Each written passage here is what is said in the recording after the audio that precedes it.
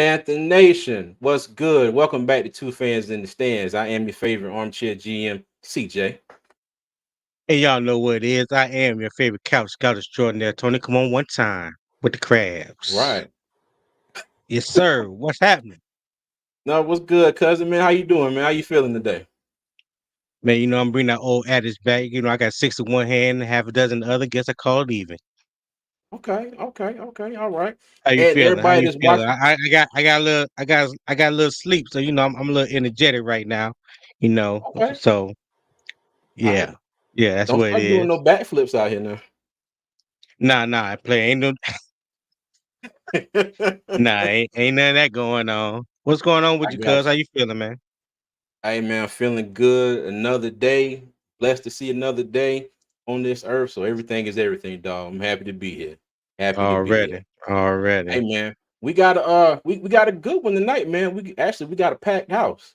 Got a packed house. Got a And packed for house, those of you dog. that are new and you're watching, welcome. All right. And if you would be so kind, please hit the subscribe button. At all social media at Two Fans in the Stands and on what we like to call Twix, a mixture of Twitter and X. You can find us at Two Fans ITS.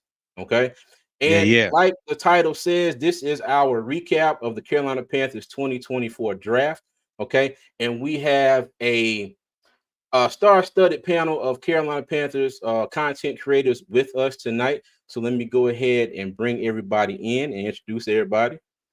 All right. So as you can see, we have C. Dougie from What's Up, Doug. We have Carlo from the Pregame Podcast. We have Dave from PNP. Carolina Dad from Two Growls, One Roar. Rashad from PNP. And Uncle Quan from the Panthers Experience. And we also have Clay from the Rockstar Report and Ricky Rains from the let me make sure I get this right. The Bo Body Show, right? Bo Yeah, man, Bobby. that's it. Yep. Ricky Okay. Bobody Show. Hey, how's everybody doing tonight? How y'all doing, fellas? Good, man. Good. How you Good. doing? Well, Good. Hey, Blessed, look, brother. Glad to be here, man. Hey, what a panel. What a yeah, for panel, real. man. Shout out to all you geniuses on the panel, man. Make sure y'all hit that like button for these boys, man. Let's get Appreciate into it. you. Yes. All right. Yeah, So greatly my appreciate. first question for everybody. All right. Did the draft go any way at all how you expected? And No, no, everybody just chime in. no. No, like I think that's kind of the consensus on. Absolutely not, man. Go ahead. Rashad doing some deep thinking over there. Go ahead, give us your opinion, Nah, Rashad. I'm straight. Rashad, Ra- hey, Rashad I over there contemplate like should I let them have it or nah, should I not? I Let was me see. waiting my turn. I was waiting my turn, but yeah, not necessarily. I mean, I thought it was okay, man. It's a solid draft. I think it's a lot of wait and see. It's a lot of wait and see in this draft, and that's okay. I think the approach, one can only hope that Canellis and them can get a lot of what was left on the roster last year, because them boys gonna have to show up because some of these dudes we ain't gonna be seeing Right. for a little bit, or we won't see them as much as we anticipate that we would like to see them. So I thought it's a solid draft, man. And listen, they all deserve time. That's all I'm gonna say. They all deserve time. Right. Okay. Patience Right. is the name of the game, ladies and gentlemen. Patience is the name of the game. If you Say it do not again, have Dave. patience, Say it for the people in if the you back. guys don't have patience, I do not want to see Panthers Twitter complaining, talking about all these draft picks are a bust 4 weeks in, because I'm going to tell you right now, you might be Yeah. sorely disappointed. So Patience is Dave, few and far between in Panthers Nation. Dave, so I'm gonna ask Go you this ahead, Tom. question real quick. So what do you think about Panther fans that's already talking about, yeah, we should win 10 games this year. We should be contenders for hey, I would tell I'm them just they need hey, to go see a I'm just psychiatrist. trying to be a voice for the people, man. That's all. Listen, man, if you feel like you that lucky in your life, you should go ahead and put all your house savings on the over, because I'm pretty sure that's a pretty high over. Do the bonus. Like there's bonuses too. Like if the over under is like 6, you can up it to 8 yourself and do the over to get more money. If you're that confident, we're not winning 10 games, guys. Let's be clear. Yeah. That's not gonna happen. Yeah. For Okay. anybody else? What about you, CD? I'll tell you this. I got sick the night of the draft. So I went to bed, woke up in the middle of the night throwing up. And then when I woke up, I checked my phone and see that we traded up. So I was completely shocked. Part of the reason I went to bed was like, there's no way we're going to trade up into the first round. So that shocked me. I think a lot of the moves, like overall, I'm pretty satisfied with everything that happened. But I think like a lot of folks on here have said, it's going to take some time, man. It's going to take some time and see how it goes. Okay. I don't know. Ricky, how you feel, man? Oh, well, yeah, Ricky, I'm sorry. Go ahead, Ricky. No, you're good. So I look at it more of like look at the positions that were selected by the Panthers as well. Maybe not necessarily the draft values of where they were taken, but we knew that they wanted to add offensive playmakers to the roster. They did that. We knew that they wanted to address the secondary, maybe the linebacker. They did that. It may not be the prospects that you personally wanted or that you personally ranked higher than the other guys that were still on the board, but they did what they said they were going to do, man. And they've been moving intentionally all off season. I think that it all kind of coincided with their actions. So I'm in that wait and see pattern that everyone's brought up. But I mean, I don't think it's fair to judge the actual players yet. Okay. That's fair. That's fair. All right. Anybody else? What's up with you? Get their thoughts real quick? Go ahead, Clay. I think while all the Panther players that we drafted should have a place on this roster, I think they're all going to have a chance, right? I mean, for me, it was just not getting an edge rusher and a center was kind of questionable to me in terms of the long term of the prospects. But I feel like if you look at a player and dictate how this draft class is viewed in 5 years, come back to me and say how you felt about this draft class. I mean, I like the class, but I can objectively see some of the shortfalls. Okay. Right. Carlo? Yeah. Carlo? Yeah. First and foremost, man, shout out to PNP for having me on for a live reaction during the draft. About 30 hours of the stream. It was pretty wild. So it was interesting because usually I laugh at the people who are at the draft, and whenever a player is announced for their team and they don't know who it is, they're like, yeah, it's okay. And I felt that way for a moment because I'm like, yo, who is Michael Barrett? All right, cool. Who is and so like after sitting on it for a little bit and pause and thinking through it, chill out, chill on me. I said, chill on me. So after I didn't even say that. After reflecting and pondering on what happened throughout this particular draft, you start to think about it a little bit and start to do your research. And it's a wait and see for sure for me. You have some of your impact players who will, make an impact, which I know we'll get into a little bit later on. But when you think about it, we have to keep in mind through everything, it's all about, and I said this a lot during the weekend, it's all about fit and scheme, right? We don't know what the draft list looked like for Dan Morgan and for Dave Canellis, right? We don't exactly know what their scheme is and their fit for these players yet, because yes, if you see how Dave Canellis was at Seattle, you saw what he did in Tampa Bay, it's completely different. And he's really basing his scheme off of the players and what he thinks is going to work for that particular team. So we don't know exactly yet what that's going to look like for the Panthers. And so we're looking at these picks and we're like, is this the right time or is this the right person? We won't know until the offseason, the preseason. Hopefully that's not a vanilla offense that we see. Okay. All right, bet. Okay. Hey, and real quick, just want to say shout out to Mr. Hunky Dory for the $2 super chat. What's up, Mr. Hunky Dory? We appreciate you. Yeah, what's going on, Mr. Hunky Dory? We appreciate the $2 super chat. All right, gents. Now, what was this question? What was this question though? Said, who is sick of seeing and doing mock draft? Oh, it's over now, guys. If y'all start a mock draft now, we're gonna have a discussion about your time frames, like how much time you have. I've seen them all over Twitter already for 2025. Yeah. Why? Yeah. They're gonna be hit. They're gonna be knocking me over the head for them in a little bit. Starting already. Don't worry, dog. You ain't getting that from me. I can promise you that. He's gonna have his door knocked on for a month now.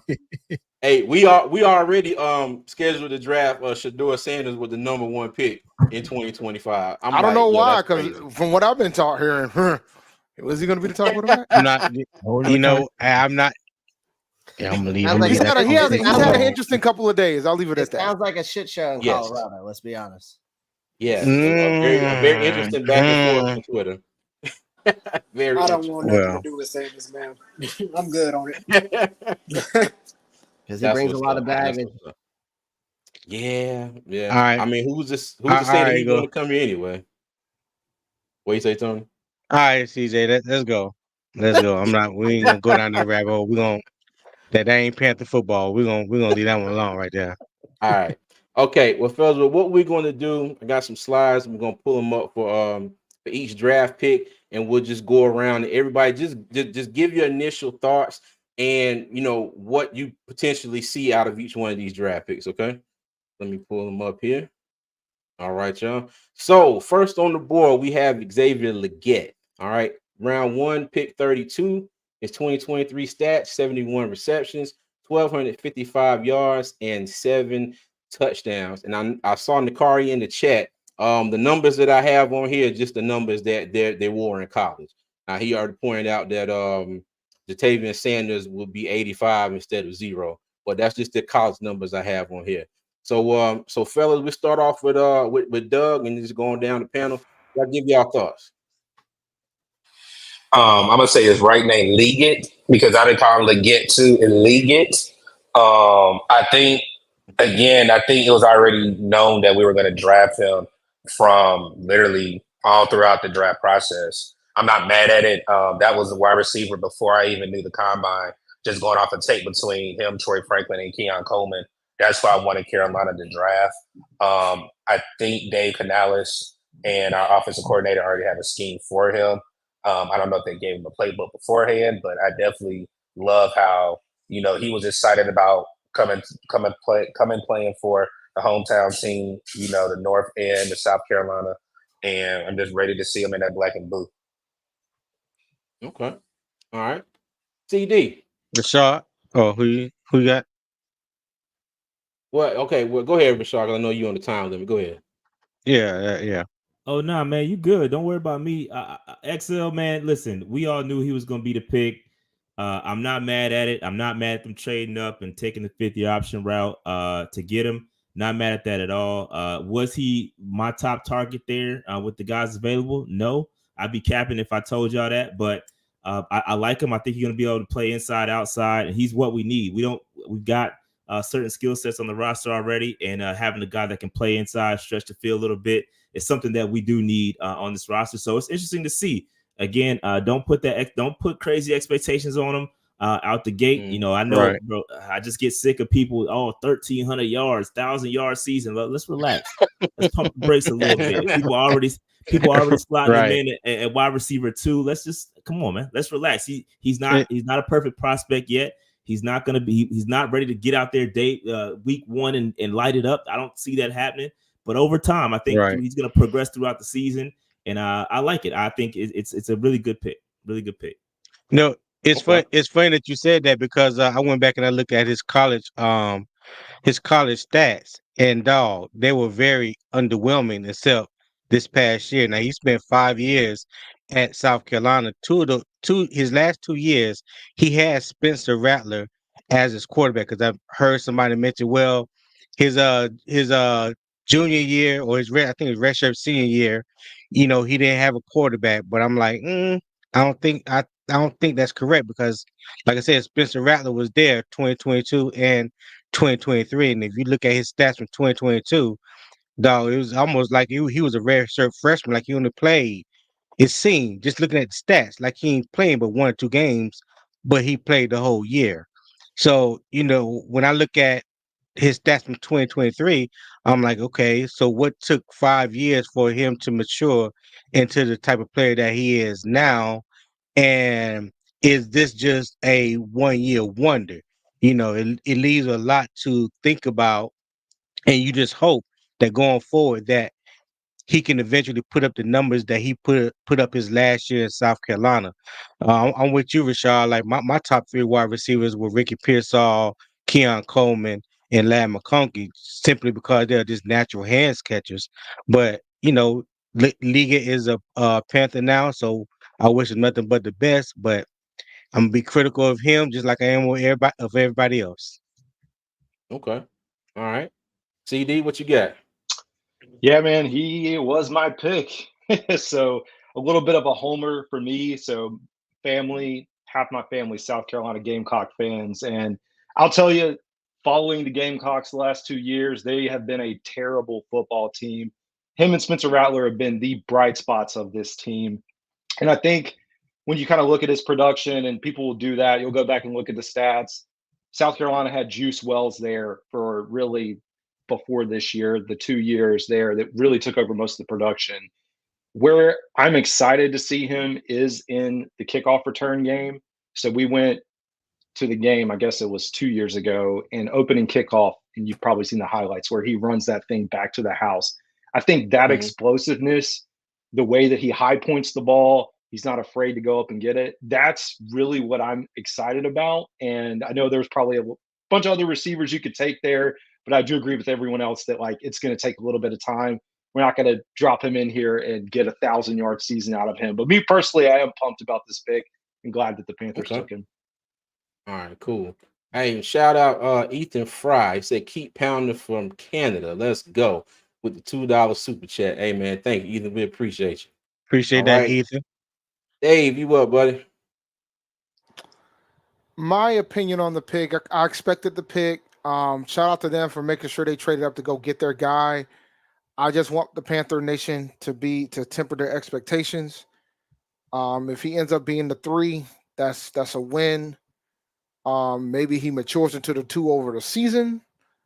But like I've seen some of the stats they expect out of him, and I'm looking at y'all like y'all crazy, man. Like, you know, I think Dave Canales has shown us so far that he really wants to run the ball. Like he really wants to run the ball.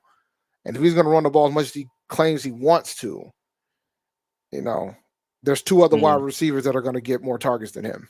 At least 3 if you count the running back. Right. So right. You know, so just keep that in mind when you start thinking about what you expect out of him for his rookie year. But Dave, what would be a realistic goal, or I'm saying, what is your realistic expectations from him his first year? 500 yards. 500 yards is a win, and I know that folks are going to probably think that's too low. Yeah, 500 yards is a win. Like I think folks are like, oh, he's going to get 750, 800. I'm looking at y'all like, how many yards you think Bryce Young going to be throwing for? Like, I mean, we've only had 2 Panthers throw for 4,000 yards ever. And they only did it once. Right. Especially in this run heavy scheme that Dave Canales is talking about implementing. So yeah, like I looked at the stats, man. Like the last time we had a quarterback that threw for over 3,700 yards was Teddy Bridgewater in 2020. Before that, it was Cam in his MVP year. So I mean, I need folks to understand what we've been sitting in. We've been sitting in purgatory from a passing standpoint, but that's been the case with the Panthers historically because we tend to be smash mouth, run the ball down your throat type of squad. Right. We've always been that way. Right. Phenomenal defenses. That's the way. That's the MO. That's where we've had our most success. It wasn't when we were throwing the ball for 300 yards, 350, 400. That's not. Cam lost more games when he threw for 300 yards than when he didn't. So, all right, I'm done with my spill. Gotcha. All right, Carlo. Hey, for sure, man. Look, they came and got me, man. I was excited to be a Panther, man. No, I rock with Legette. I rock with him, man. I was super excited about it. I had the opportunity to watch him pretty close, or in the words of Xavier, pretty close. I was able to watch him a good bit, and I was excited about it, man. One thing I like about Xavier is that he got a lot better towards the end of his college career rather than really peaking in the beginning of his career like a Derek Stingley. Now, granted, Derek Stingley is a really good player, but he had a really good freshman year, and then from there, it just kind of like just got really, really low, quiet from there. So I like the fact that he's continued to get better each year, which gives me promise, right? That okay, eventually he may be getting into his prime, his peak, and from there we can see what he can do. And now our coaches can coach him up to get him to where he needs to be. Now, I completely agree with what Dave said. We need to lower our expectations of what he's going to do. I think that it could be very. Do not be surprised if he does not start in the beginning of the season and Mingo starts or someone else starts and they ease him into it like they should do with rookies. But I think that he's going to be around the 650 yard range. And he's going to continue to get better each year. So I like this pick. Now, granted, there were a lot of other players that could have been good, but like I said in the beginning, it's all about scheme and fit, right? We all talk about Lat McConkey. Lat McConkey is like a Deontay Johnson fit. We have somebody like that already on our squad. They need somebody that fits this particular mold on the team, and Xavier Legette fits the bill for them. So I'm excited to see what they're going to do with him. All right. Okay. Clay? Yeah, I mean, this was my pick, honestly. I mean, I kind of figured they were going to pick him. Obviously, incredible speed, incredible acceleration, explosiveness, reliable hands. He's physical after the catch. And he's going to be a nightmare to tackle in the open field. I think a lot of people are talking about the hip drop tackle rule now, and they're not putting that into play. I mean, this guy is going to be a pain in the ass to tackle with that hip drop rule. So, I think that's going to have an advantage for him for his size. Simply, I think that with Canales working with like a guy like DK Metcalf in Seattle, I could see them trying to produce him like that in this offense. I think he fits the scheme perfectly. He's a guy that you can, it's a 50-50 ball kind of guy. He's going to go up and go get it. I like this pick a lot. I had him going. I had him at 33 anyway. So. Okay. All right, Ricky. Well, so everybody's already talked about, the physical prowess of Xavier and what he kind of brings to the football field in that regard. But to Dave's point about the run game and the emphasis that Canales has already stated about that, Xavier's going to have to get better run blocking. That's something that shows up on tape for him. He can be a little bit overzealous. His awareness, not being able to get to his mark on time and kind of running past his mark a lot is something that showed up for him on tape. But the good news about that is it's extremely coachable. And by all accounts about Xavier Legette, he is incredibly hardworking, takes to coaching extremely well. We've already seen the videos of him training the day after getting selected instead of, kind of taking that moment to celebrate that, which we know he celebrated with his family. He got back to business, man. And that's something that about him that I like very much. It's something that if you have PTSD from thinking that Jonathan Mingo was the wrong pick, last year at 39, and you think that he's just not a hard worker, Xavier's not going to get confused with that. As far as like his fit in the scheme and what to expect from him, I think that that's all dependent on how Canales truly intends on using him. There's a plethora of ways that he can be effective. A lot of the route running stuff is going to take a little bit of nuance and time for him to kind of hammer some of that stuff down. But on crossers and digs and things of that nature, I love the potential. I just think that I would anticipate seeing him make some impact plays. I wouldn't put statistics on it. I wouldn't put touchdown numbers. I want to see him make impactful plays, and I think that he will. Right. Good. All right, Quan. Man, I couldn't agree more, but you did ask me for my initial thoughts. So initially, for me, like I was talking about over in my live, man, I was a little pissed because we had moved up. Again, on my board, I mean, somebody mentioned on the panel, they said our boards are a lot different from what their boards was. So this pick had let me know right then and there, like, okay, yeah, my board and what I'm expecting, I got to take my emotions out of this draft because I was wanting Adonai Mitchell. Adonai Mitchell was sliding down the board how I didn't expect it. I didn't think he would come out of the first round. So I was like, okay, we got another opportunity there. I thought he was a better receiver at that pick, at least at 33. So I was excited about us getting Adonai, but then we moved back up, got Legette. Of course, I knew that was their guy. They talked highly of him. Even he let out the bag. He said they was thinking about getting him at 33. So it was no surprise ultimately. But from this point on, it was like, okay, let me not even think about what I have on my board. This is their guys. They're getting their guys regardless. So I do like overall, I love the offensive pieces that they brought in. But, I'm not going to set no high expectations on these young guys. But I also am expecting them to be day one contributors. I'm talking about all the offensive pieces that we have in this draft.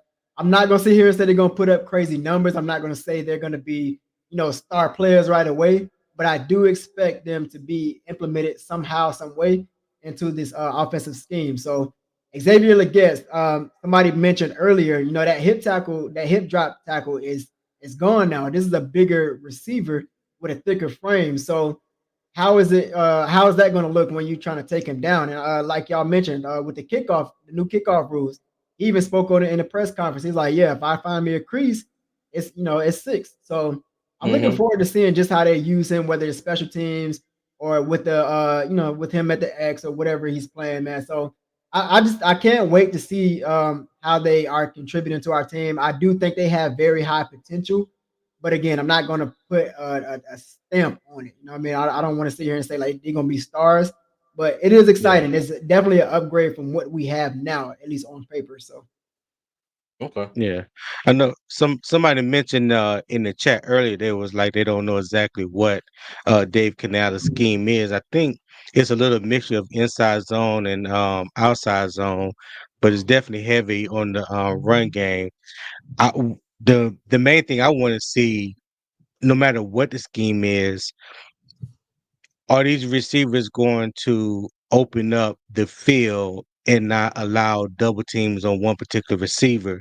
Like last year, like Adam Thielen was double teamed pretty much every game, all game, and he still managed 103 receptions and a little over 1,000 yards. So, when you can eliminate that double team of receivers, it does kind of spread the offense up a little more. It takes a little bit, takes 7 men out the box because you tend to have the 2 high safeties. A lot of cover 2 is being ran, but for Xavier Legette to fit into something like that.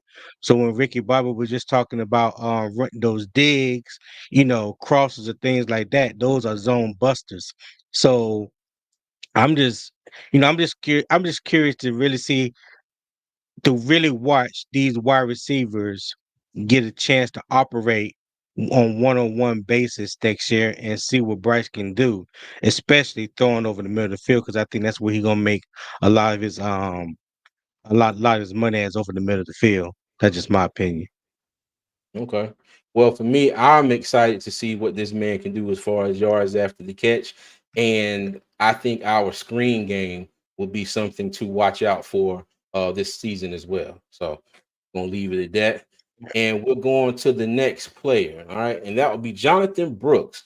Round 2, pick 46, 2023 stats, 187 carries, 1,139 yards, 10 touchdowns before he had a season-ending injury in November. Okay, so this time we're going to start with Uncle Quan and work our way backwards. So go ahead and give us your thoughts. There's a versatility right there. Dave Canales talked about in his press conference just having a lot of versatility. So shout out to PNP, man. I was tuned in on y'all live and y'all pointed that out. I believe I was over there at PNP, man. But yeah, I mean, very versatile running back. He can do it all. I mean, receiving and running. But I'm not gonna I think they're going to slowly bring him in. Obviously, with him coming off the ACL injury, they're going to slowly work his reps up. Maybe somewhere low between, I don't know, maybe 5 to 7 carries a game, maybe leading up to like week 5, maybe later in the season. But I think they'll slowly work him in, something like how the Detroit Lions did with Jahmyr Gibbs, use him here and there, but use Chuba Hubbard and Miles Sanders as our dominant backs and just kind of slowly, put him in there as he fits. But and I think his potential and his upside is definitely very high. I mean, obviously he was the best running back coming out of his class, and the breakaway speed is crazy. Even the contact balance is absolutely insane. He's able to bounce off of these tackles very easily and still just go from 0 to 100. I mean, this guy is very impressive on the tape.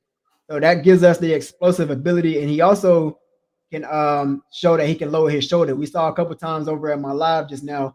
On the tape where he's lowering his shoulder in the red zone, saying about 5-6 yards out, and he's able to push his way into the red zone. And that's not really something that we had this past season. 3rd and 2, 4th and 1 situations, it was very complicated. So I think this definitely answers that question, at least in the future. Again, he has a very, very high ceiling, man. I mean, again, best running back in the class. I think he will challenge Bijan Robinson as the best running back in the division in the future. So we'll see with that, man. That should be interesting. But overall, I do like this pick. I didn't expect it. I didn't expect it at all. I didn't think we would take a running back, especially with the 46th pick this high. But again, that kind of let me know moving forward, okay, this is a completely different board from what I was expecting from the Carolina Panthers. They clearly have their eyes on their own guys. So Jonathan Brooks, I do like this pick overall, man. Definitely a hell of a pick.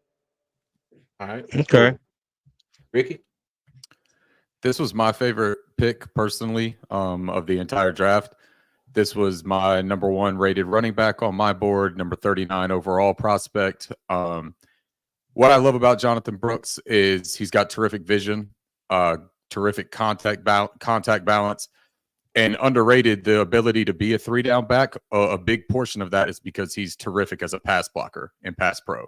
That is going to be a very welcomed addition to the running back room because that is an issue that Chuba Hubbard has progressed in, but it's still something that shows up on Chuba's tape that's still an area where he's not proficient necessarily. So it's very difficult to keep somebody on the field when you don't trust them in that situation. Miles Sanders is very similar. Raheem Blackshear gives it effort, but he's still a little bit undersized. Where I think Jonathan Brooks is going to make an impact, I agree with the slow rolling him in. I don't think that you can let him just hit the ground running coming off that ACL. But I also don't anticipate him not being involved.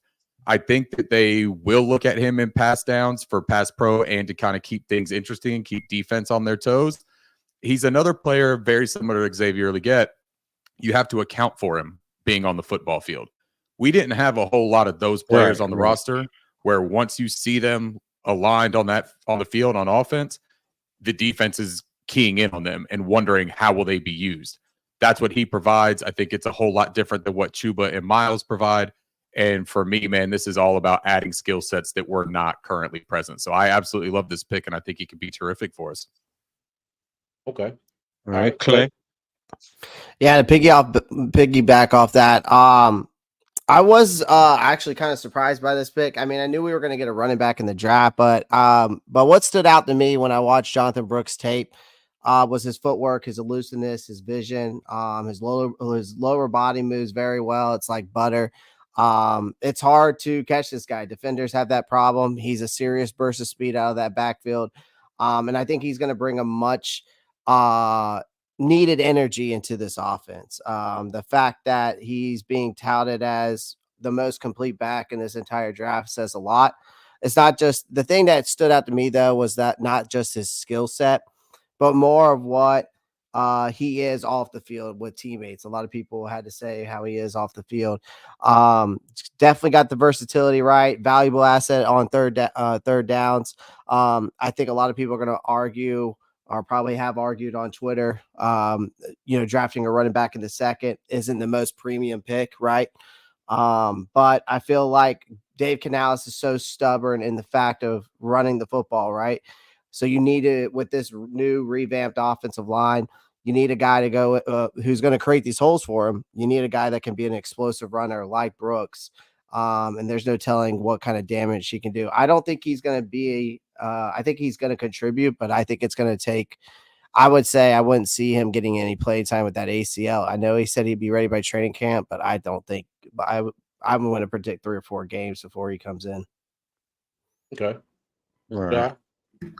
All right, it's time to drop some hate because all you guys are in love with this pick, and I gotta be honest. When it first happened, yeah, I mean, I was not happy. You spend, and again, I give them complete credit because what's not being talked about is the trade back, right? I would have been really upset had they done it at 39, but they traded back, were able to acquire that future second round pick.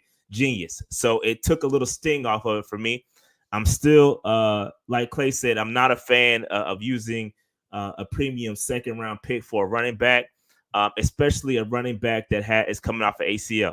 Now, that being said, I do also, 2 things can be true. I also agree that he is super versatile out the backfield. It's something we have not seen since a Christian McCaffrey-esque. I'm not calling him Christian McCaffrey, so relax. Okay, everybody chill. I'm not saying that. But what I am saying is that receiving threat out of the backfield is something we have, like Ricky said, it's something we haven't had around these parts in a long time. His ability to block out the backfield excellent, love it. That's generally why young running backs don't see any PTs, because they can't block, right? And so him, being able to have that ability coming out of college is great. And so again, I'm a little concerned about the ACL, and I don't think he's going to return as quickly. I agree with Clay on that. I think it's going to be a couple games where we truly see his impact. And I'm gonna take my own advice. I'm gonna be patient on this one and wait for that year 2, year 3, because I think that's where this pick's gonna pay off. And I think it's gonna be a great pick. I do believe that he's gonna live up to that value. So I'm peeling back my hate a little bit. I do think he's gonna live up to it. Just a couple things. He's only had 1 career fumble, which is crazy. Also had, I believe, only 2 drops. So I mean, it's great. I think he's gonna do a great job. And I'm excited. I hope he pushes Miles Sanders off this roster. That's I don't think he's a little aggressive. I think you'll see a 3-headed monster, but it is what it is. And I do think Chuba is RB1. Let's stop putting Jonathan Brooks at RB1 right now. Let's relax.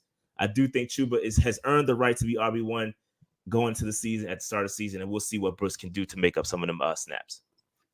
Okay. Hold on, real quick before you go, Carlo. Hey, Rashad. So, who do you think would be the odd man out? What do you mean? Now. Oh, as far as in the running back room, so now you got Brooks, Blackshear, Sanders, and Hubbard. Now, but before you say, because I know you get in your feelings about Sanders, so let's take that out of it.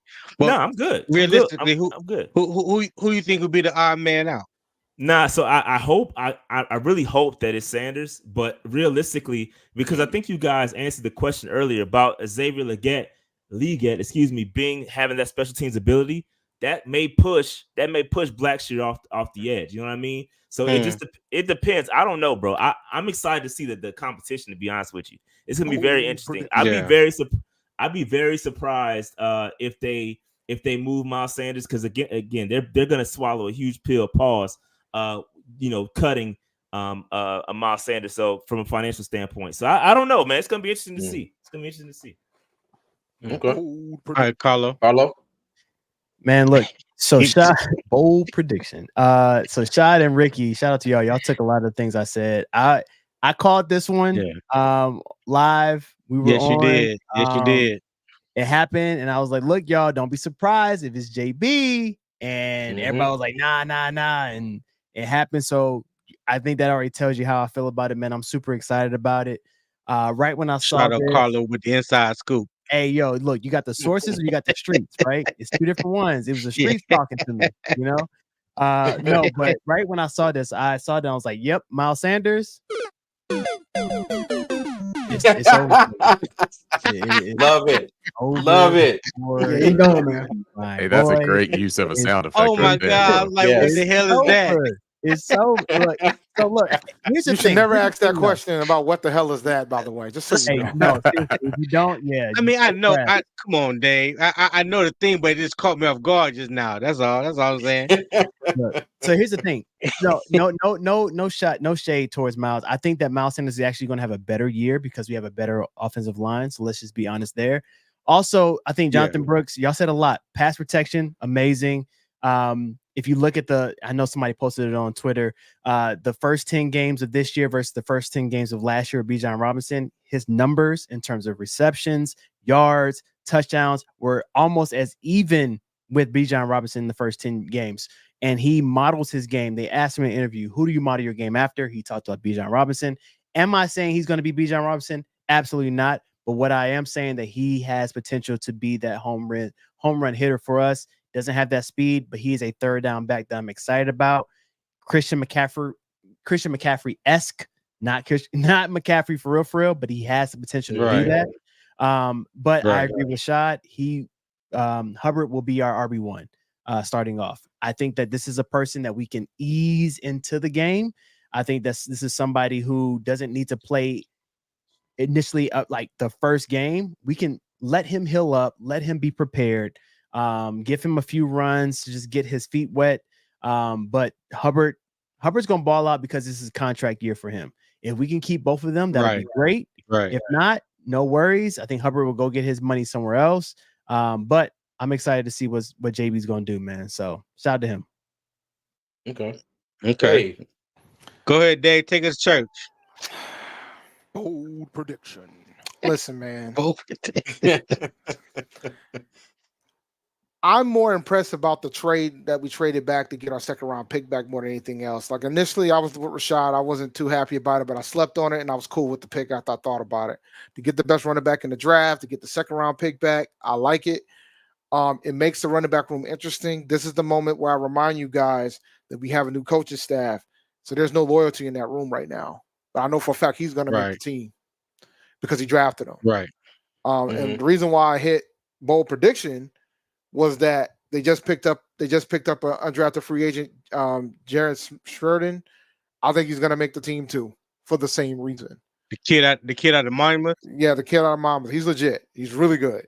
Mm-hmm.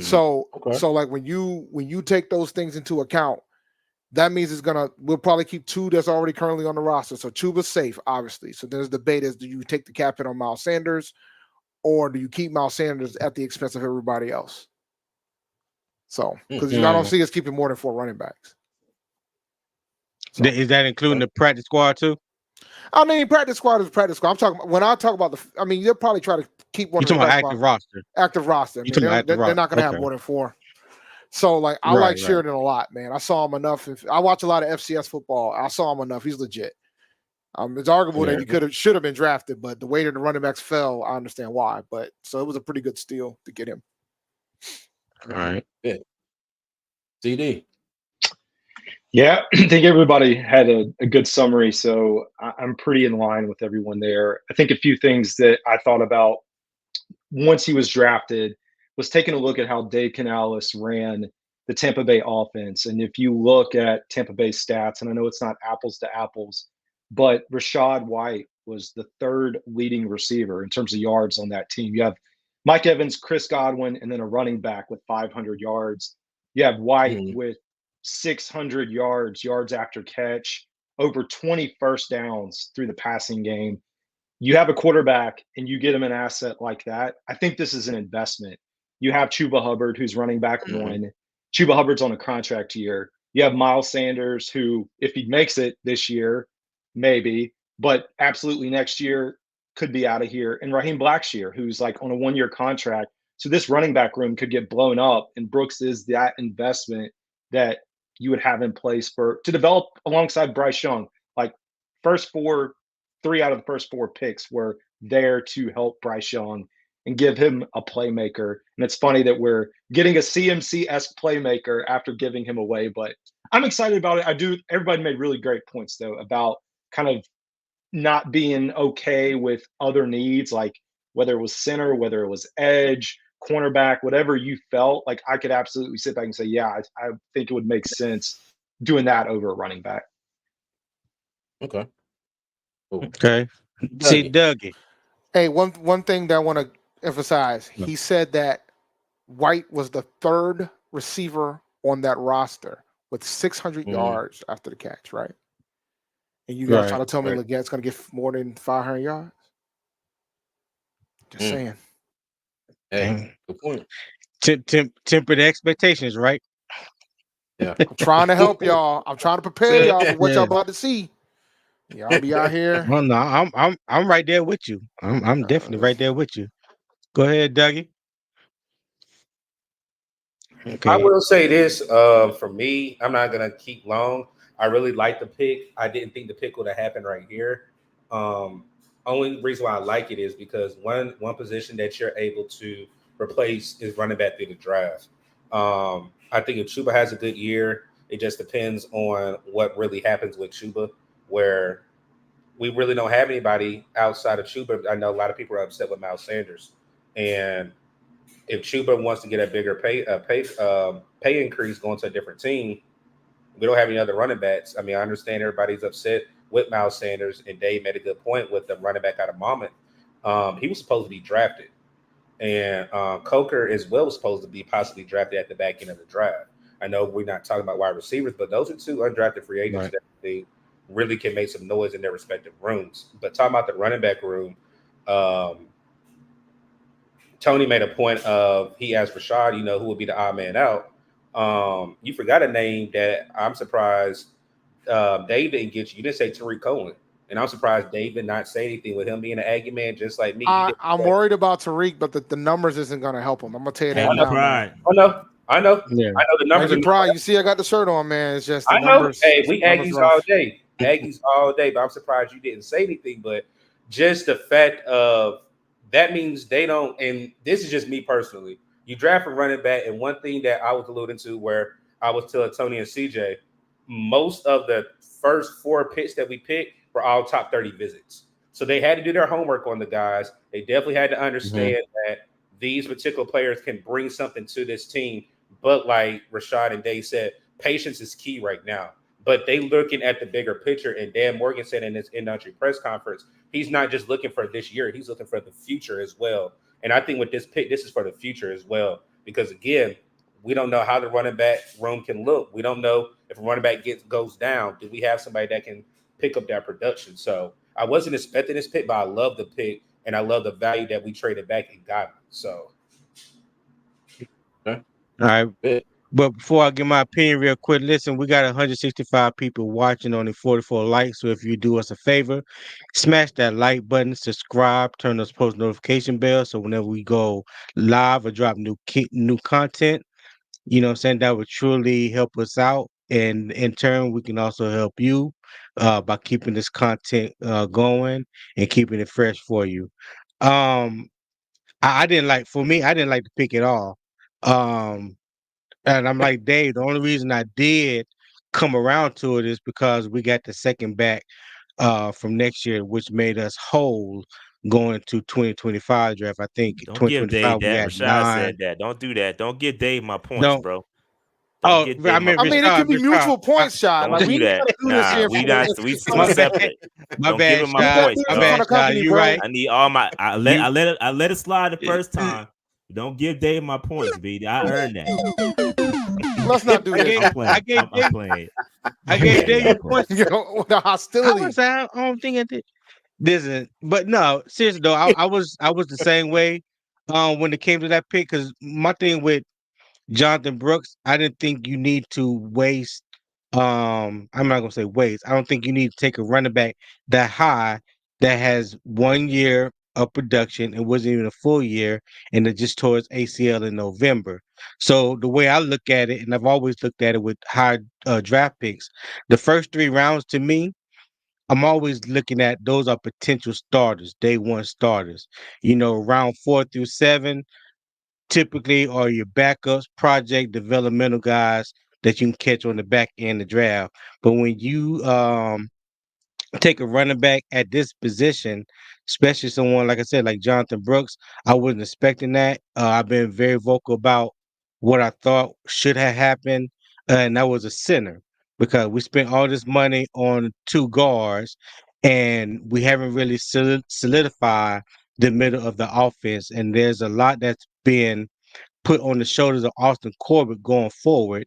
And again, he's coming off 2 major knee injuries within the past 16 months. So then you look at who's the backup behind him. Well, initially I thought it was Cade Mays, and then they say Brady Christensen was taking snaps at center. So you're talking about, I think Cade Mays played more center in college than Brady Christensen, because he was a 3-year starter at left tackle at BYU. So I just felt like going forward that the offensive line really needed to be solidified, and we missed the opportunity there. But getting that second round pick back next year, I was kind of okay with it. My pick as far as running back, I thought Trey Benson was a better running back than Jonathan Brooks. Bigger, faster, got great contact balance, can catch out of the backfield, and very productive. So that was my choice. But again, Jonathan Brooks is here now, so I'm a root for him. You know, I think we, like Dave said, or maybe it was Rashad, I don't remember. But just be patient, you know, with him. I don't think he gonna too. Come on, man. Right? It's 2 strikes. Hey, Tony, can you answer this question for me? Because a lot of Panther fans are saying it, but I don't think Panther fans are doing our homework. What centers were on the board? What centers were on the board when we got Jonathan Brooks? Do you know that? Oh, Zach Frazier. Yeah, Yeah, there you go. I wanted to see Zach Frazier. Okay. No, yeah, of course I know JPJ was already gone. Okay. Hey Tony, Zach can I Frazier throw was one? there. Can I throw a stat out too, as far as the value of running back not being there, taking him this early? 14 of the last 20 years, the leading rusher in the NFL was a player selected in the top 50 of the NFL draft. So when you look at it and you're saying we want to get an elite player at a position that we have intent on making a big emphasis of our offense, the potential of what they're looking at is that if you can get a top 5, and I'm not saying that's what Jonathan Brooks is, but if you look at it from a statistical probability and the difference in talent, if you can get a top 5 player in the league at a position, I think that that's worth pretty much any selection, right? Okay. I mean, I get what you're saying, Ricky. When you're talking about statistical value, but for me, I'm gonna always put production value before anything statistical, data, analytics, or anything like that. And I just, like I said, this man's coming off an ACL injury that he suffered in November. He only has not even one full complete year of production, because before him, you had Bijan Robinson and Rashawn Johnson that were starters at Texas before Jonathan Brooks. So when I look at it in its totality, I'm looking at how long will it be before you really get this young man on the field to see what you got? You know what I'm saying? Like, I So that's know how a lot of it is. Because again, and Say what? that's a hypothetical, because if they're saying that he'll be available at July 1st, that's your hypothetical thinking that you don't know. Again, like I said, we're all podcasters up No, here. that's not that. So let me finish, because again, they said that he will be ready July 1st. They came out and said he'll be available July 1st. So if you're saying what you're saying, that is a hypothetical, because again, if he's ready, we don't know. He can play the whole year and the ACL don't bother him. We're not a medical team right here. All these podcasts right here, we're not a medical team. I'm just saying the medical standpoint. Okay, Doug, but I think you kind of taking what I'm saying as to be true, and I'm just giving my opinion. It's not not really a hypothetical, because history shows if you have torn the ACL in November, meaning that is towards the latter end of the college season, typically you are not ready to come back within 8 months. Not 100%. Not 100% to say, well, yeah, he may be ready to go. Ready to go can mean he's ready to run, maybe start cutting, doing a little light jogging. I don't think they said that he'll be 100% ready to go. So my thinking is, what I said is, for the value of the pick of the round, I don't think they should have taken him at what pick was it, 46 or whatever. You know what I'm saying? That's all I'm saying. Look, Carolina can say what they want to say. It's not like they're going to come out and say anything negative or anything like that. But hey, if he comes back in July, he's 100%. God bless him. I'm still all there for him. But history has shown, especially a running back, nobody comes back. It takes at least 2 years to be completely 100% recovered. So we're banking on this guy being 100% in 8 or 9 months. Me personally, in my opinion, I don't think that's gonna happen, because history has shown us it don't work out that way. I feel you, Tony. But one thing I will say, we have to keep in mind that the Cowboys, this is why I appreciate the Panthers being very low key with who they were really interested in, because the Cowboys came out and already said that they were infatuated with Jonathan Brooks. He had the best interview, all those different things. And so they had to jump them to be able to get the guy that they wanted for this particular scheme that Allison Morgan had. So I think that's one reason we have to think about the reason why they traded back, which I love, got the second round pick, moved back up to surpass the Cowboys. And they probably called a lot of other people right before the Cowboys, and they probably didn't want it. This is all assumption here from my personal standpoint. They finally found a trade partner and then moved up to 46 to get their guy. Now, granted, am I saying that he's going to make any immediate impact? Like I said before, no. I think that there's there's room for him to grow, to heal up. We have Miles Sanders, we have Chuba Hubbard to be able to do it. But I think that he's going to be the guy moving forward. So we just got to keep that in mind, that they had to move above the Cowboys in order for them to get their guy. Right. Yeah, I don't disagree. I just that just wouldn't have been my pick. That's all. Yeah. Okay. Go ahead, CJ. All right. Well, I ended with this. One thing I look forward with Brooks, his vision. Okay, in the little bit of film that I've seen on him, he finds the hole, he plants his foot, and he's gone. Okay, now he has enough speed to take it to the house. I've seen a few instances where he does get run down, but I really like his vision. You know, as a couple people have said, Christian McCaffrey-esque. You know, not Christian McCaffrey, but you know, I will say I do like that in comparison to Chuba Hubbard because, in my opinion, Chuba Hubbard gets a little bit of tunnel vision at times. You know, if the play is going right, he's going right. If there's a cutback available, a lot of times it seems like he doesn't see it, you know, and there are yards to be had that, you know, we don't get. So I like the pick. And I was real iffy about trading up because I was all about keeping, you know, the same number of picks. And I was kind of mad we traded both second round picks, but it worked out and, you know, and we're here. So overall, I like the pick. Yeah. I like the pick. I think we All still picked up one additional pick in the draft because we finished with 7 draft picks, and we picked up the second rounder for next year. So, yeah. Hey, and I just want to say real quick, let me get everybody on the screen. Again, thank you for everybody who pulled up here on the panel. Okay, we have C. Dougie from What's Up, Doug. We have the Carolina Dad from Two Growls, One Roar. Clay from the Rockstar Report. We got Rashad and Dave from PNP, Panther Nation Podcast. We got Carlo from the pregame podcast. We got Ricky Raines from the Ricky Bobody Show, and we got big rich homie Uncle Quan from the Panthers Experience. So I just want to make sure I shout out everybody, get everybody up here, Salute to all make y'all sure everybody see your faces. Yeah, and I just wanted to say, I got a shirt. Rashad, look at this and what we was talking about the other night. It's a keep pounding. My man already got his keep pounding, man.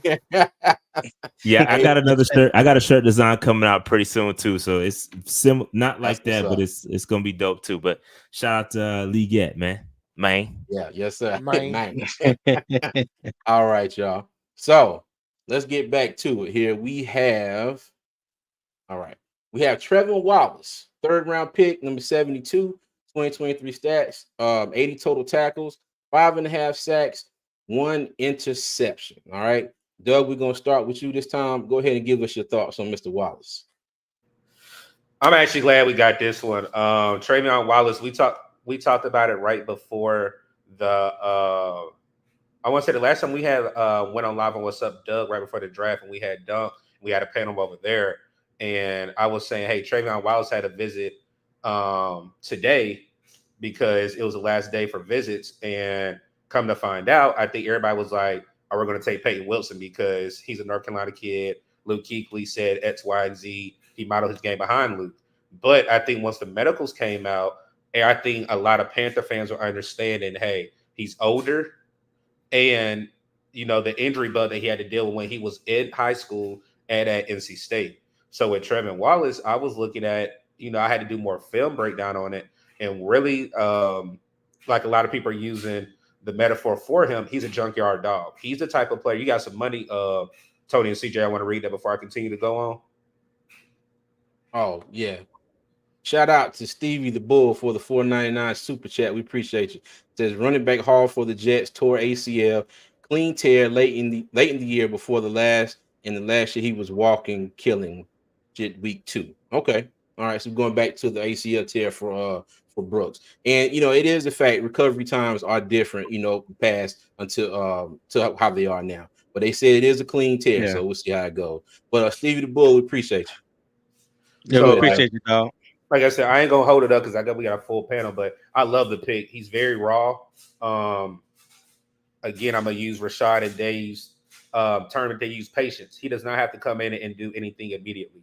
He can be a rotational piece. He can learn from Shaq Thompson and Josie Jewell. Regardless of how Panther Nation, some fans feel about Shaq Thompson, he's been on this team. He's a great leader. Every coach that he's played for say he's a great leader. And I think he can learn that leadership role behind Shaq Thompson. One of his weaknesses is he can't do play recognition. So that's one thing I think if he can get in the classroom, talk to these veterans and help him out, I think we got our linebacker of the future. This is another future pick for rotational piece right now, but a future Panther for years to come. Okay. CD. Yep. I like to be honest when I don't know what's happening sometimes. And sure enough, this pick surprised me. So I think I was in the boat with Peyton Wilson, Cedric Gray, Cooper, which I know Cooper was already off the board. And it's funny, like as these draft picks come in, like we have a 13-year-old and he's asking me every single draft pick, what about this guy? What do you know about this guy? And I'm like, I don't know, man. I don't know that much about him.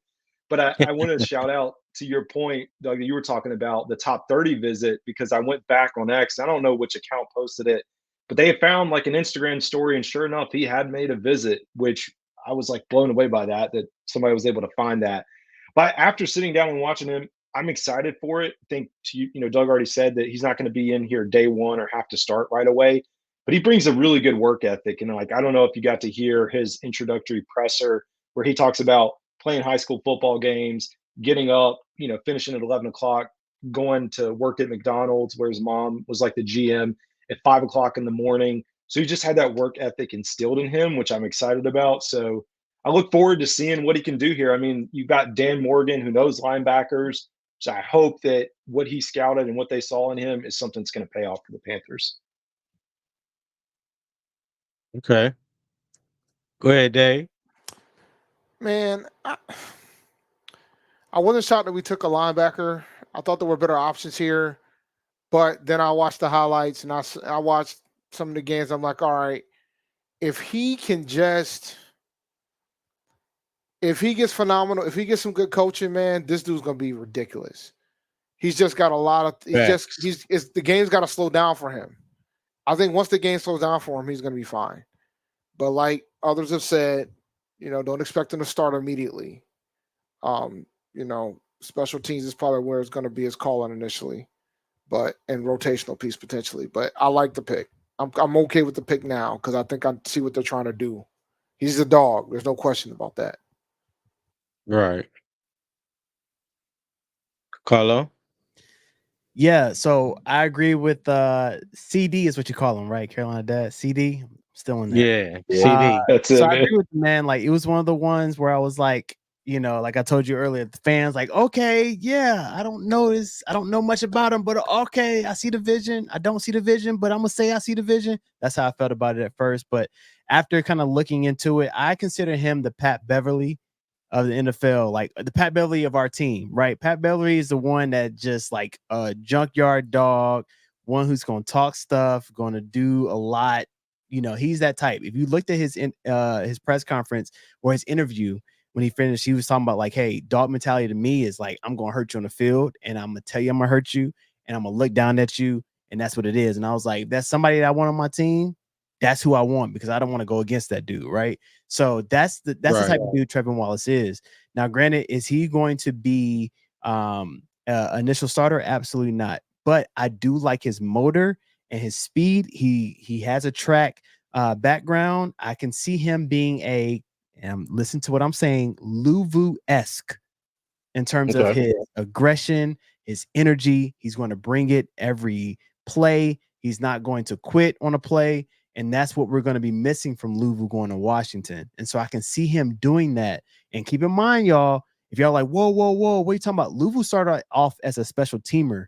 We got to keep that in mind. Like he worked his way up to where he is now. And I can see Trevon Wallace doing the same thing. And I'll leave it at that. Okay. Yeah. Yeah, man, this is a reach. Not a fan. Especially when it came out. If you look at the positions that were available, I believe TJ Tampa was available. A couple cornerbacks were available. I get it. I like Carlos said, I like his press conference, man. I love a guy that's aggressive and just talk about breaking dudes' legs and all. I love that, man. So I'm here for all that smoke. But in the third round, I just don't. I mean, you talking about a rotational interior guy. I don't know, bro. I'm not really a fan of that. I think this is a big reach. I do think he's going to contribute on special teams. I do think there's going to be a spot for him to match up with some tight ends because he has that athletic ability. Sideline to sideline is very solid. But I do think he needs some tutelage from the great Luke Kuechly for play recognition and things like that. He's got to. There's some things where he's just relying on his athleticism a little bit too much. And so again, it's another one of those things. I said it earlier. This was my point. Let's be clear. This is my point where I said patience, right? This is one of those where you have to wait and see what you get over the next. He be, the heir apparent to Shaq, maybe. But I don't know. We're gonna have to wait and see. Hey, Tony, you heard that? That's Shai's point. Yeah. I got it. All right, go ahead, Clay. I mean, I'm going to piggyback off of Rashad. I didn't like this pick either. I mean, I think this guy's an athletic freak. I think he's got all the potential in the world. His ceiling is enticing for sure. But he still has some weaknesses. He can be over aggressive at sometimes, chasing down tacklers. He misses tackles a lot. But you had Cedric Van Pran right there in your hands to fill that center position. He fits right in the zone scheme. You could have fit him day one. And so, to me, the positional value there just doesn't make sense for an early third round pick either. I even agree with Rashad. TJ Tampa was right there. I was all over TJ Tampa, a guy who can play man zone scheme perfectly, fits right into Evero's defense. I get that the linebacker play is crucial for the 3-4 scheme, and depth is essential to rebuild this team. But he's going to still need some help on the perimeter. I think his versatility fits the scheme. But again, the guy's an athletic freak. We'll just see if, again, patience. We'll see if it works out. Okay. Ricky. Yeah, so I had Trevon was my linebacker 6. He was number 100 overall on my big board. My feel for this situation, and a couple of guys have already alluded to it, is that I think that they loved Edgerrin Cooper. I think that they also really liked Junior Colson, and both of them went prior. So I'm not saying that this is a DJ Johnson situation, because I don't believe in that at all. This guy has shown clear ability to play the position that we drafted him to play and excel at it at times. But I think that it is we need to fill that position type of move. And I think that they probably did reach here from a value standpoint. All of that won't matter, though, if they can actually develop him into the player that he's shown flashes of being. Where I have my concerns with him, and these were my notes on him for scouting him, was he had a lot of drop zone assignment. So his coverage ability is really difficult to project. We saw him at the Senior Bowl. He showed a lot of athleticism to be able to be a man coverage and be able to take tight ends up the seam. I still think that the lack of ball production is worth being a little bit concerned about. As far as his sacks, he did have 5 sacks in 2023. 4 of them came in the first 3 games against non-conference opponents. After that, his pressures dropped pretty significantly. I think that he can still offer some of that from the off-ball backer position, but I don't think that that's necessarily where we should see him make an impact early. I do appreciate this take patience approach that a lot of fans, and at least all the guys on this panel, are bringing up. I think it's fair to say that, but I would have loved, right, and this is just me personally, I would have loved to have come out of one of these first 3 picks saying this guy right here seems like he's going to make an immediate impact and he's ready to start right away. You sound just like Shad, man. Because I do want I want that though, right? Like I looked at the Rams draft last year, and everyone points to Puka Nacua and how great that pick was, but their first 3 picks produced for them and started for them right away. It didn't matter that they were 2nd and 3rd round picks, because they didn't have a first last year either. You got to nail some picks, and an eye on the future is terrific, but the way you really win is by getting an instant contributor that also plays for a long time and contributes at that high level. So Trevon gives me a little bit of pause. I would have taken him later, but hey, look, it's all about development and coaching and things like that now. Dave made a great point. If it can slow down for him, the kid's got all the juice in the world. But can it slow down? Because that's on our coaching staff to develop a player. And real quick before y'all go, I don't know if y'all was doing this. We streamed over 30 hours of the draft. But how many times did we say, man, that's a great pick for XYZ, the Eagles. Yeah, man, that's a great pick for great fit for the Ravens. And I just did not have that in this draft. I just didn't. And so, Ricky, it's a great point, man. Within those first 3 rounds, you want to see somebody's going to jump right in. And I'm hoping, just because, listen, Impact. I'm scorned. Like, we all, as Panthers fans, we've been burned so much, and we just want to see some wins instantly. But as a responsible YouTuber and a content creator for the Panthers, we got to be patient, bro. We just got to be patient and see what happens. We got to separate these regimes and allow Canellis to develop. This is not Matt Rule. This is not Rivera. Separate it and let them cook. And hopefully it'll work out this time. That's right. And on that note, I got to drop, man. It's great. This is great stuff. Hey, keep these roundtables up. Keep the content. Stay positive, everybody. This is great stuff. It gets crazy out in these streets with the content creators. A lot of stuff be happening. A lot of bickering and all that. Hey, listen, keep it content. Keep it G. I love y'all. This is dope. Good stuff. And I see y'all in the next one, man. I appreciate y'all. Appreciate the invite. I'm out. Anybody else want me to come on the show? I'm down anytime. Hit me up. And another larger roundtable is going to be coming soon. I got y'all. All right. That being said, I'm out. Thank y'all. Be safe, man. Yep. All right. All right, Sean. Right. So Okay. I had a question, CJ, if that's okay. If I can ask a question. Go ahead. So first off, Ricky, go ahead and pass the offering plate because you were preaching, my boy. I appreciate you. But one thing I want to say is, like, okay, we talked about. Anybody got no organ music? I'm waiting for the organ to drop. I need that. That's my next sound piece. I need to hit the organ. I'll wait for the organ to drop. I had to applaud, but that wasn't enough for what Pastor Ricky did right there. But question for you all: like, we talked about separating the different regimes. Do y'all feel as though this is the last time that we're going to see the scouting team that we saw? Because this is the same scouting team that we've had for the previous regime, right? Do you feel as though that we're going to have a new regime moving forward? Because this is the same team, the same scouting team that has scouted for the last couple of years. What do y'all think? Yeah, and typically it is after the draft, right? Even when you have a coaching change, because they've already done a lot of the pre-draft work and a lot of the scouting write-ups and things like that. I think that it would be fair to clean house essentially in that department because of the track record that we've had recently. It has been really, really bad. But hey, Dan Morgan may have an affinity for a lot of these guys. He's been on the road with them. He's done a lot of stuff with them.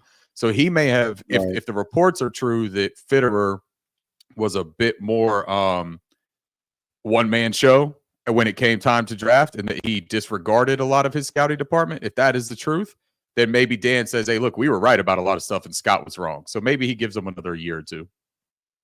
Okay. All right. That's a very good point. Hey, hold on, Tony. But before we get going, I wanted to welcome Alex Bryant into the building with us. And Alex, I apologize, a little bit of scheduling snafu. He's been patiently waiting, with us for a while. So I wanted to go ahead and introduce yourself and go before anybody else goes. Go ahead and give us your thoughts on Trevon Wallace here. I am not the best person to ask about these kind of things, especially with Dan Morgan hitting on linebacker time after time after time. He was a linebacker. I'm this one specifically, I'm going to leave it to him that he knows better than I do. I kind of thought that we were going to draft a linebacker ahead of time because I think it's a huge need for us, especially in an Evero system. And watching tape, man, he looks explosive. He has high IQ. I'm down with him until I see anything different. I think that I personally would have liked to see Peyton Wilson there, but I'm not going to doubt that guy. And hey, guys, I'm Alex. People that don't know me. You're good, Alex. I can't believe y'all let him on here, man. The quality of this show has just dropped dramatically with this guy. I was like, oh my god, he's gonna hate this so much. Hey, Alex, it be your own people, don't it? Yeah. Look, I gotta give him a hard time, man. I'm happy to see him on here. What's up, buddy? Hey, that's what's up. Yeah. All right, now y'all got my who was next on Trevon Wallace? Was it Quan? I didn't go yet. Okay, go ahead, Quan. Hey, well, going back to my initial thoughts, I had no idea who the hell this guy was, to be real with you, man. I was one of those guys like, okay, if you want to take a linebacker here at 72, Peyton Wilson is definitely sliding, man. He was sliding, so I thought we would take him. Of course, I didn't really know too much about the injury stuff, so they must have had more information than me. So, well, obviously they have more information than me. They're pros, so I mean that just tells you what I know, man. But I also, agree with the Cedric Van Pran pick as well. He was another position of need sitting right there. Van Pran is a day one starter. We don't really have an official center on the roster, so there you go. You fill that hole right there. But yeah, I mean, just going back to it, I didn't know who he was. I didn't know how to feel about the pick. Initially I was kind of getting like, okay, is this another DJ Johnson kind of pick? So I had to do my little, I had to do my homework, go behind the scenes and stuff, and really just figure out who this guy is. Why did they take him at this position? In the draft. So I mean, what really won me over with him was his press conference when he really, he came out. He said, "The dog mentality is, to hurt you, and I'm gonna let you know about it." And I like players like that. What I mean, like aggressive players. Mouthy, whatever. Say a guy that go out there and just lay it all on the line. So, I mean, another thing I observed with this guy, like he has really good play diagnosis too.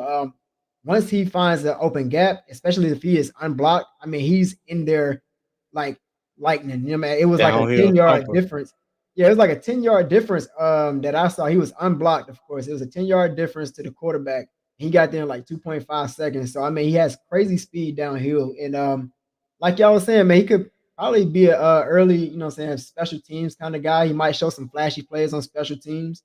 And then maybe like Carlos said, you could probably work him up like a Luvu. Like maybe he could be that guy later on. I mean, of course, to me, this is definitely a developmental pick right here. I don't think he's going to be like a day one starter. Of course, he's probably going to come here, like I said, be like special teams. But I do like the potential of this guy after I was looking at his tape. Yeah, he does have some issues like missing tackles and stuff because of how aggressive he comes downhill. But I do think, saying like y'all were saying, with the right coaching, he'll be just fine. Man, I think this was a nice piece to add to our defense. The type of aggression that we come with. So, I mean, I'm gonna wait and see what he can be. But I mean, I like the potential. But again, I do think there was more needs here at this pick. Okay. Hey, before we move on, I want to piggyback off that question that Carlo asked earlier about the scouting department. I know a lot has been said about the scouting department for the past 2 or 3 years, and it really hasn't gotten any good reviews. Let's say that. But at the end of the day, do you think, and anybody can answer this? Do y'all think that too much is being on the scouting department? Because the reason why I asked that, when it comes to draft day, when it comes to signing undrafted free agents or free agency period, the scouts can come to you with a tablet with 1,000 names. It's really going to be up to the general manager, assistant general manager, head coach, for them guys to say, okay, yeah, we're going to pull the trigger on this guy. We're going to pull the trigger on that guy. We don't want this guy. So is it equally, should the blame be spread out equally amongst the scouting department and the GM, as opposed to the scouting department getting so much I don't want to say hatred, but they get a bad grade. Are you they get a lot of flack, right? Are you talking about just with Trevon Wallace, or just in general? No, I'm just talking about in general, because in general for the past 3 or 4 years, that's one thing about the scouting department, that they have caught a lot of flack because not being good. People saying that they just looking at mid players or scouting mid players. I think they go out and scout. I forgot the lead scout name, but I remember him saying in one press conference they had scouted. I'm sorry, they had scouted over like 1,300 players, and then they tried to condense it down, the formula down, or what have you. But at the end of the day, what I'm saying is, regardless of who they scout, it's still up to the GM or the head coach when it comes to making these draft picks or signing these undrafted free agents. So I'm saying, should they carry the same amount of blame as far as the type of production, type of players that we have brought in to the organization over the past 3 or 4 years? I'll say one thing on this is that, so I'm a dated guy, right? So I've gone through all the data of like all the years that Canales has been in the NFL and all that Morgan has. So when Fitterer first came to the Panthers, he was running it like the Seahawks. He kept on trading back, more players, more picks, more players. And then it felt like in 2021, everything shifted where it was aggressive. And I don't know if there's Matt Rule caring about his job, Tepper getting in the way, all this kind of stuff. But that's when we started tanking. Like it was overcorrecting, like pushing up. And now I feel like Tepper's kind of taking a step back and allowing Dan to do this kind of stuff. And I will say with because you see the trade back, so you saw trading back with the Rams, trading up. Them in Seattle have traded back 15 times when they were in Seattle together, and they traded up twice. Those 2 times they traded up was Tyler Lockett and DK Metcalf. So if they can run this the same way as they were running with Seattle and have conviction on guys and actually are trading up for guys that they love and not because they're looking to save their jobs, I kind of want to give them a year to see if they are actually scouting correctly and they're not just kind of pressing to win too fast. That's I don't know if that makes sense to you guys. Yeah, I think a lot of it had to do with they were overzealous when it came to trying to get a quarterback. Instead of drafting a quarterback, we wasted a lot of draft capital on quarterbacks that didn't even pan out for us. We talking about Baker Mayfield, Teddy Bridgewater, Sam Darnold. I mean, when you just think about the draft capital that was given up just to get those 3, you can arguably say that kind of set us back a little bit because each year we're banking on these quarterbacks, to give them new life, but we're giving them all this money and we're giving them draft capital to get them. Now that we have a quarterback, hopefully, those things turn around because we don't have to use so much resources to get what we have now that we have been trying to get for the past 3 or 4 years, if that makes sense. I agree with that 1,000%. Something in the past 3 years was we got to immediately be good instead of trusting the process and doing. Sorry, I live in New York. I don't know if you can hear all those sirens. Also, everything you see on the news is exactly right. I live right across the street from City College. Protests are insane. Go ahead. We got you. Okay. Hey, be safe out there, man. Yeah, for real. Yeah, be safe out there. All right. Go ahead, cool. CJ. Let's go ahead and slide on to our 4th round pick, or first pick of the 4th round, pick 101, Tavion Sanders. All right. 2023 stats, 45 receptions, 682 yards, and 2 touchdowns. And I'm going to start this one off real quick. I like this pick. I think he's going to bring a lot of value to the tight end room. Hopefully, if you watch us hit 2 fans in the stands, there's a certain tight end that we kind of hope, maybe he pushes out of the way, out of the tight end room. I think there's a lot of wiggle room here because all of our tight ends are basically on 1-year deals, except for when this a young man right here signs. So we could see a shakeup, and me personally, I hope we do. So I'll leave it at that. But CD, go ahead. Sorry, trying to get through there. Good. You good. Yeah, I think another playmaker for Bryce Young. And as we were sitting here, getting prepared for this to talk about Saunders, I'm excited about it. I know the downside of him, whether it's blocking, he's got to work on that. Maybe not so great at the line of scrimmage, but I do think he's here to challenge Tommy Tremble. Like, I think it's Tommy Tremble's job right now. So you probably could say Ian Thomas, maybe that's who he's battling for. But I was going back to look and see in Panthers history, outside of Greg Olsen and Wesley Walls, we have not had a tight end with 500 receiving yards, which is very minimal in my opinion.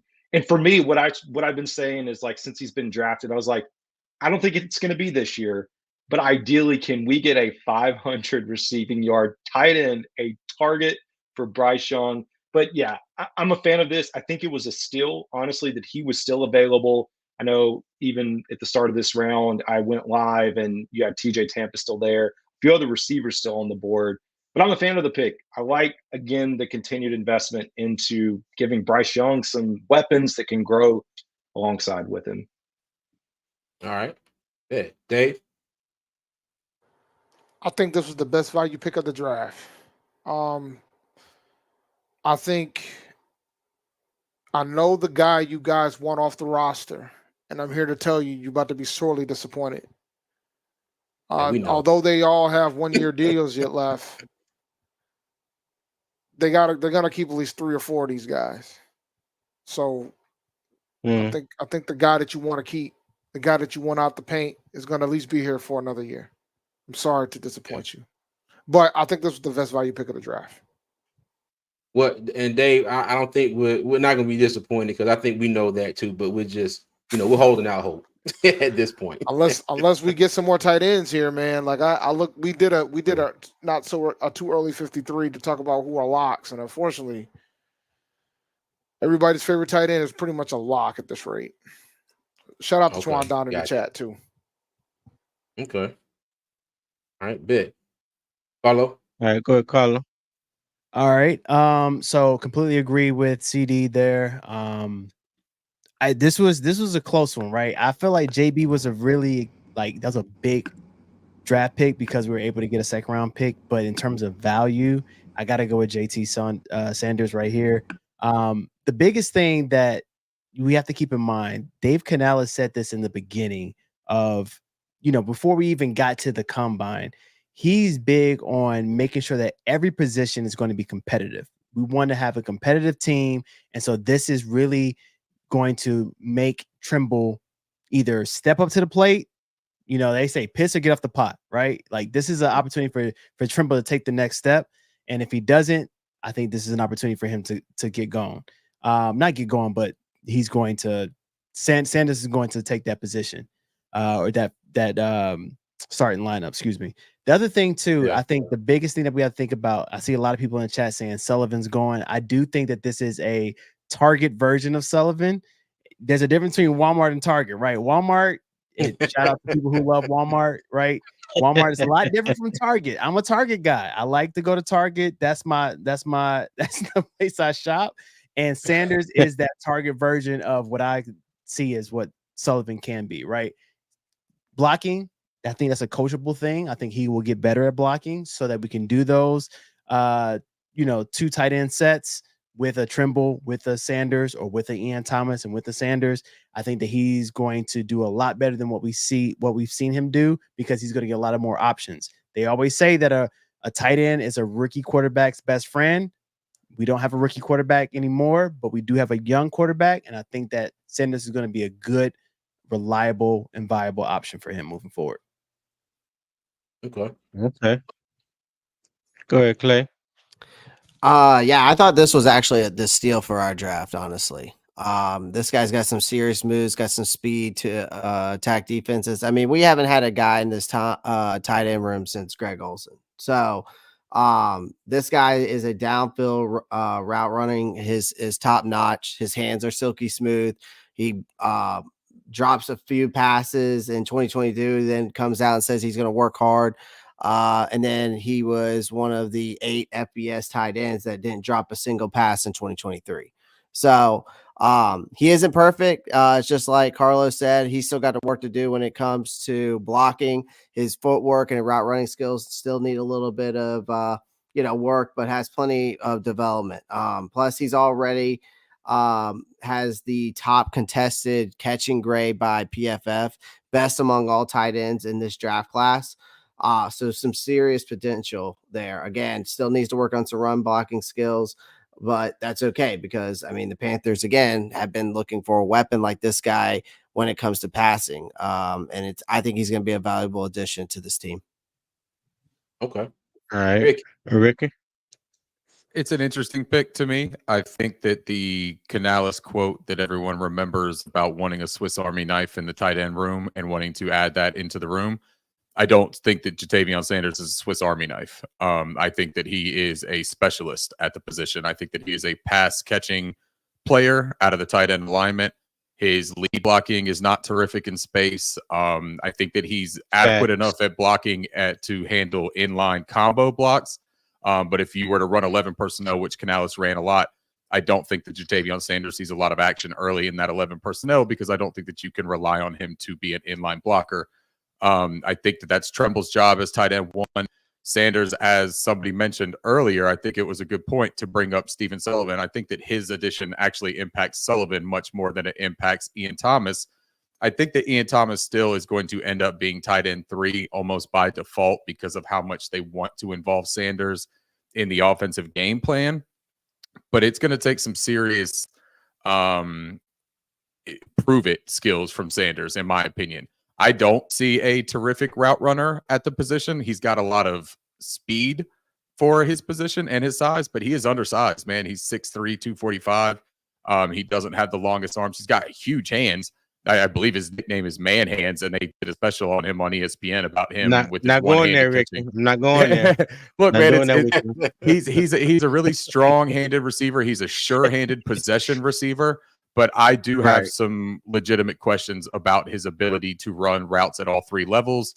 If he's more of a safety blanket dump-off option, then he's a good option at that because he's going to be able to make tough catches. I think that his rack ability, being more physical, also plays well. He's not a terrific lateral mover, in my opinion. But I did think that it was a pretty solid value. He was number 74 overall on my board, my tight end 4. So getting him at 101, I totally understand the selection. It's just another one of those be patient things, and I just hope that everyone has a whole lot of patience. Right. Go ahead, Quan. Yeah, this was my favorite pick of the draft, man. Especially for the value. Coming out of the draft, I had him rated as my second highest tight end on the board. Of course, behind Brock Bowers. But I love this pick. I had him on several mock drafts as well, where I did different trade scenarios, got him at like 40-something and 50-something and stuff like that. So Ja'Tavion Sanders falling all the way to 101. I think that is a terrific pick, especially right here for this value, especially what Dave Canales has done in his past and what I'm anticipating him to bring to Carolina. I kind of looked at his tape with the playoffs against guys like Detroit and Philadelphia and what he brought to his offensive scheme.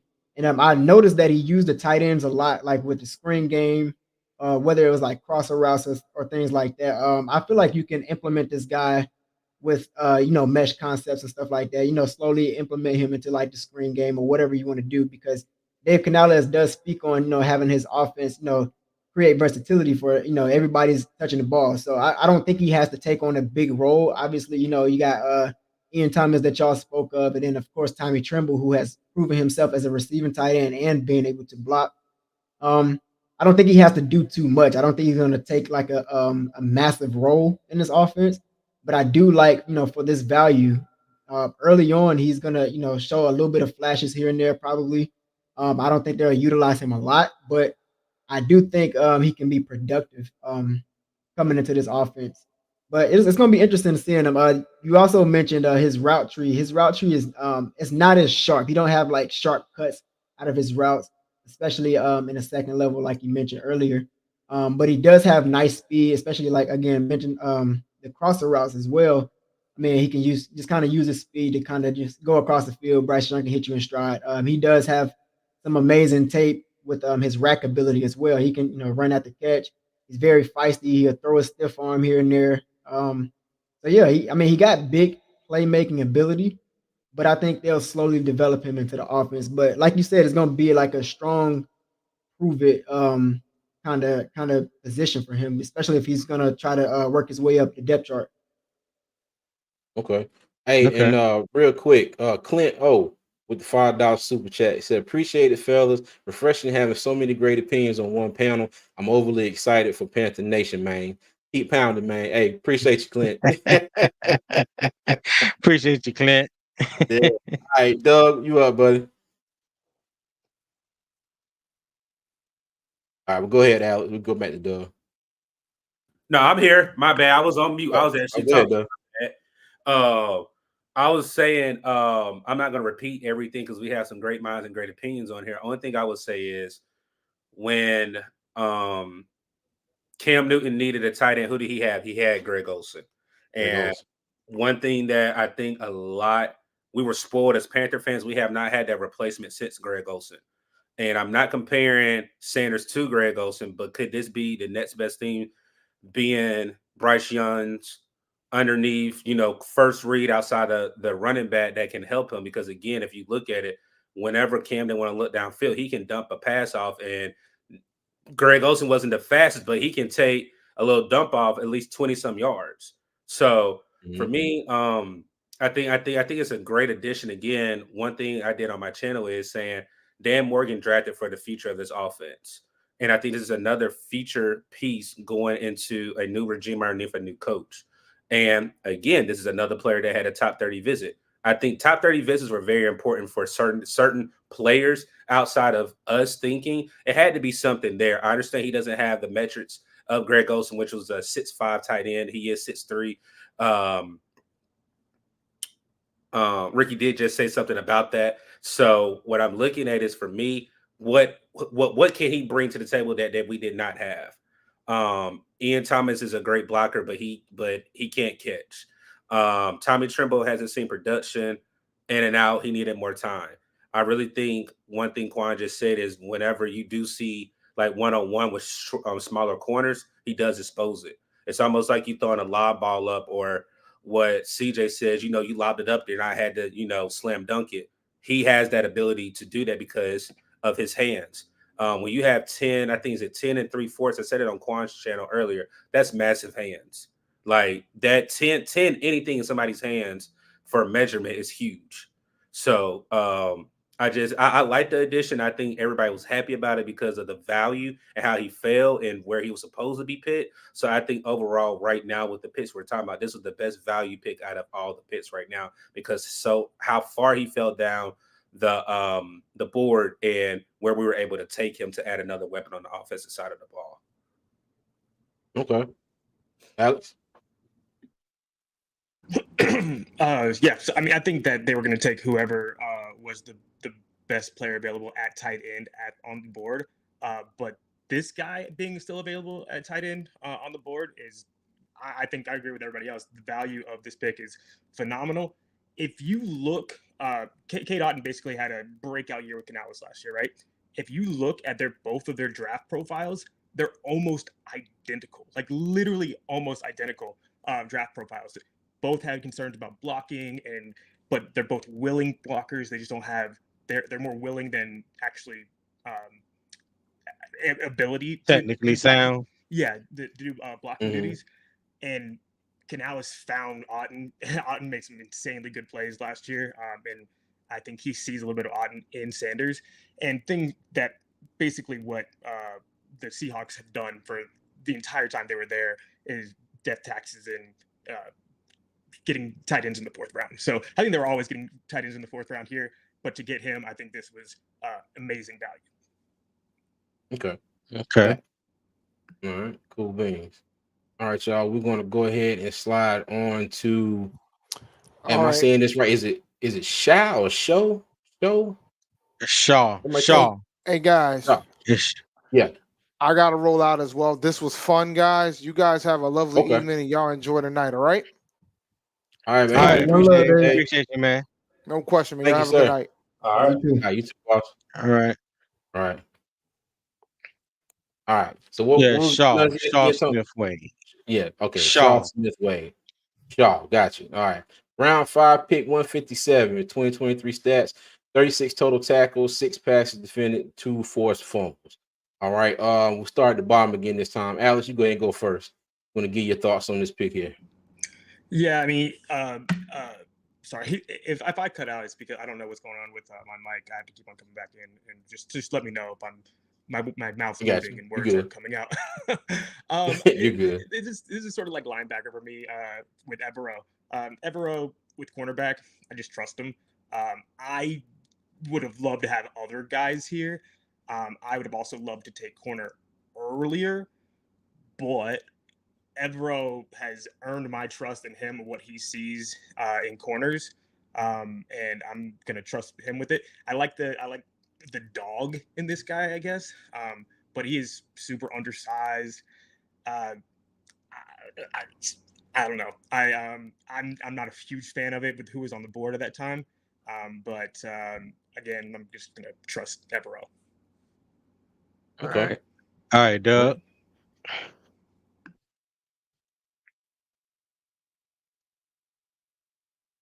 Doug, you All on right, go mute ahead, again? Quan. We'll come at it, Doug. This pick right here, man. This was another. I don't know, man. This I'll go guy. out the corner. My bad, fellas. I was in the washroom. Go ahead, Quan. Hold on, Doug. Go ahead, Quan. No, I was telling Quan to go ahead, Tony. He can go ahead. I'll go after Quan. But yeah, I mean, this guy, man. I feel like he was really just like the best corner there. Obviously, they were trying not to come out this draft without a corner, and he was really just like the best available at this position. So, I mean, you had guys like TJ Tampa really just sliding all the way down the board, which was crazy to me, and we had multiple chances to get him.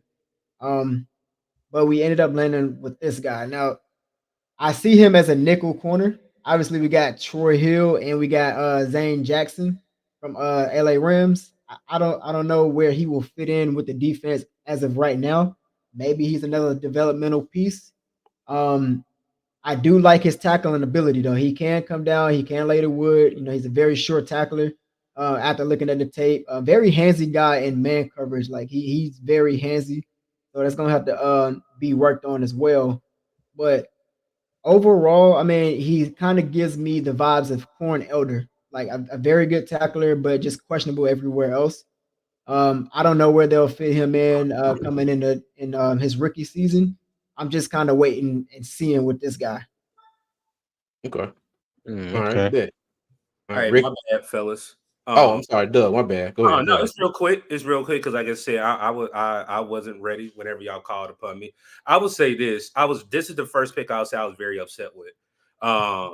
Tony and CJ went live that day and they were messing with me. You know, your boy's up there. My boy was TJ Tampa. I thought we were going to draft TJ Tampa. I mean, he was literally there, and I'm getting excited. This, and that, and I'm like, hold on, what?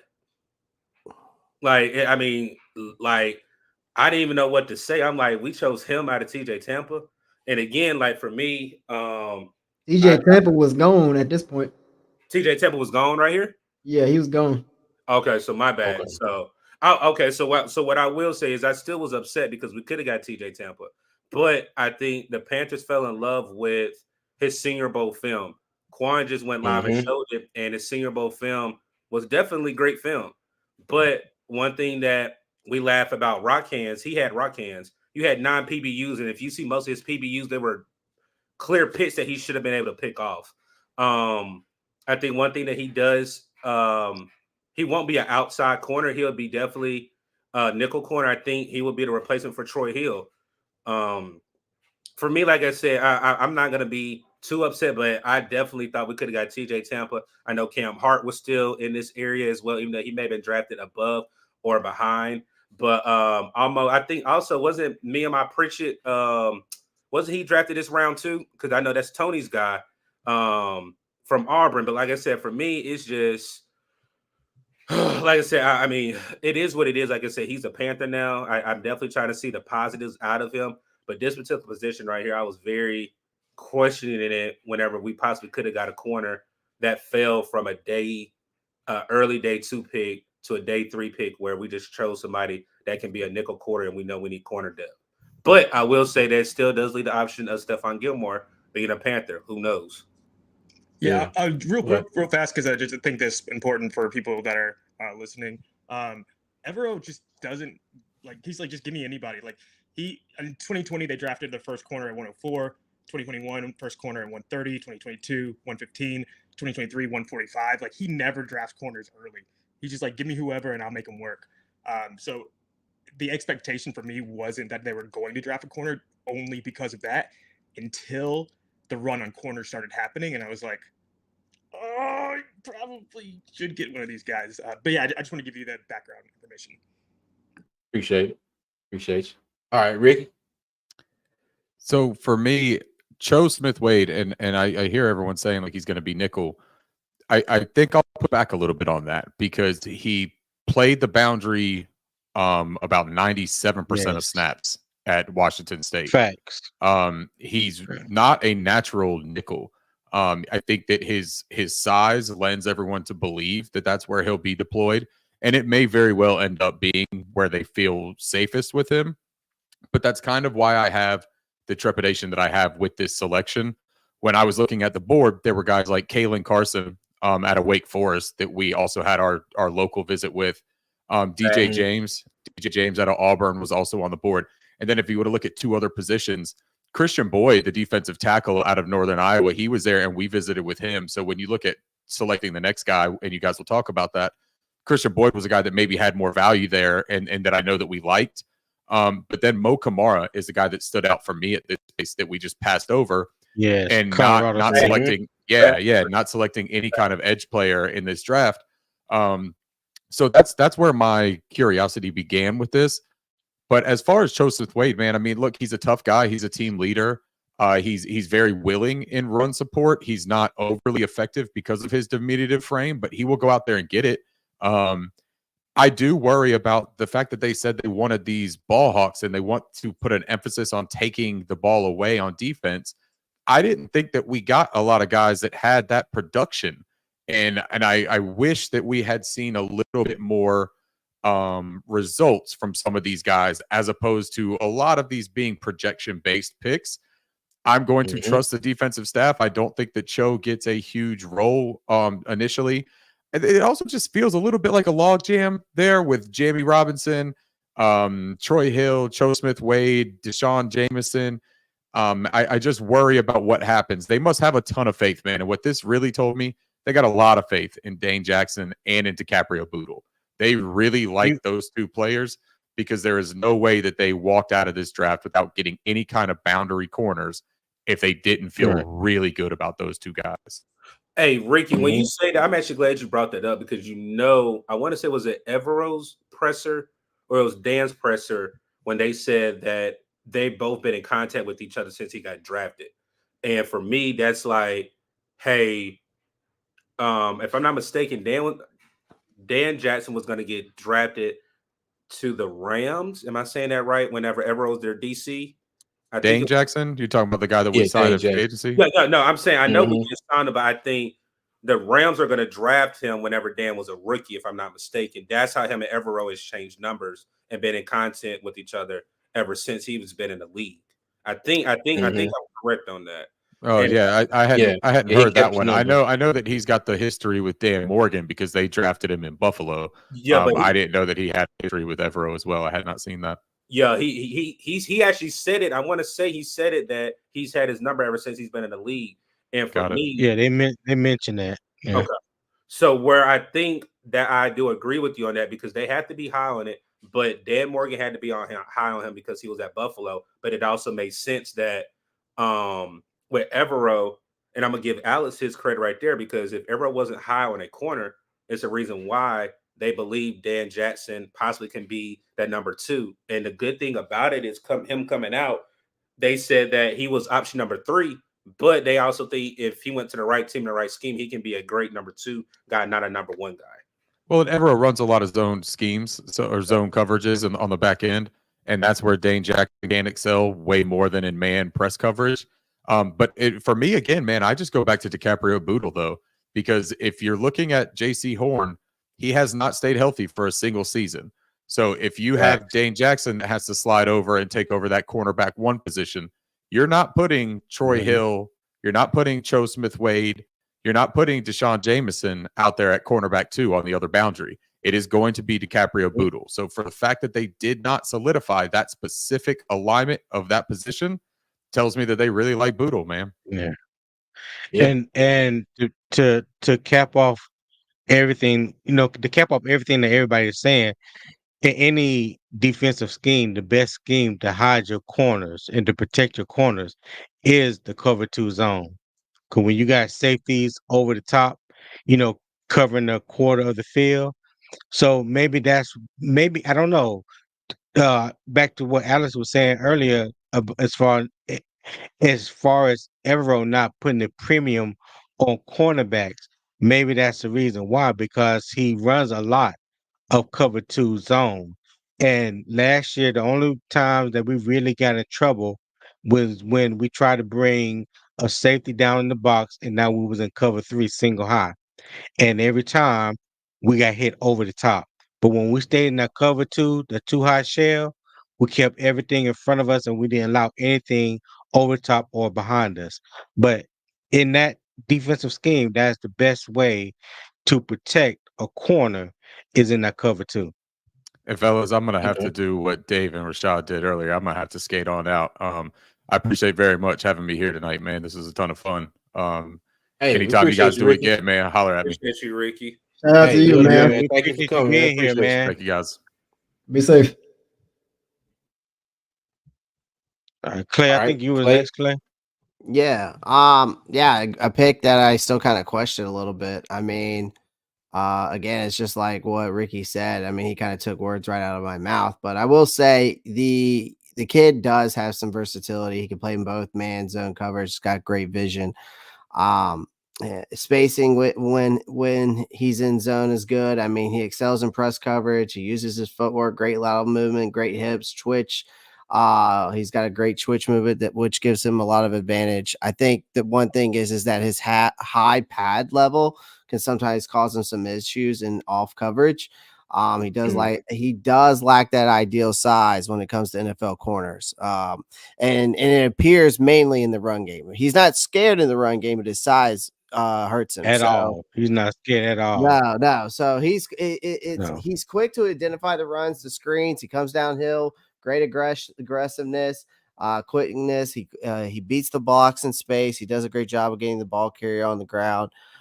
He showed a lot of that versatility in the Senior Bowl, outside and nickel. But I think due to his lack of length, the nickel position is probably going to be the best fit for him. Okay. Carlo.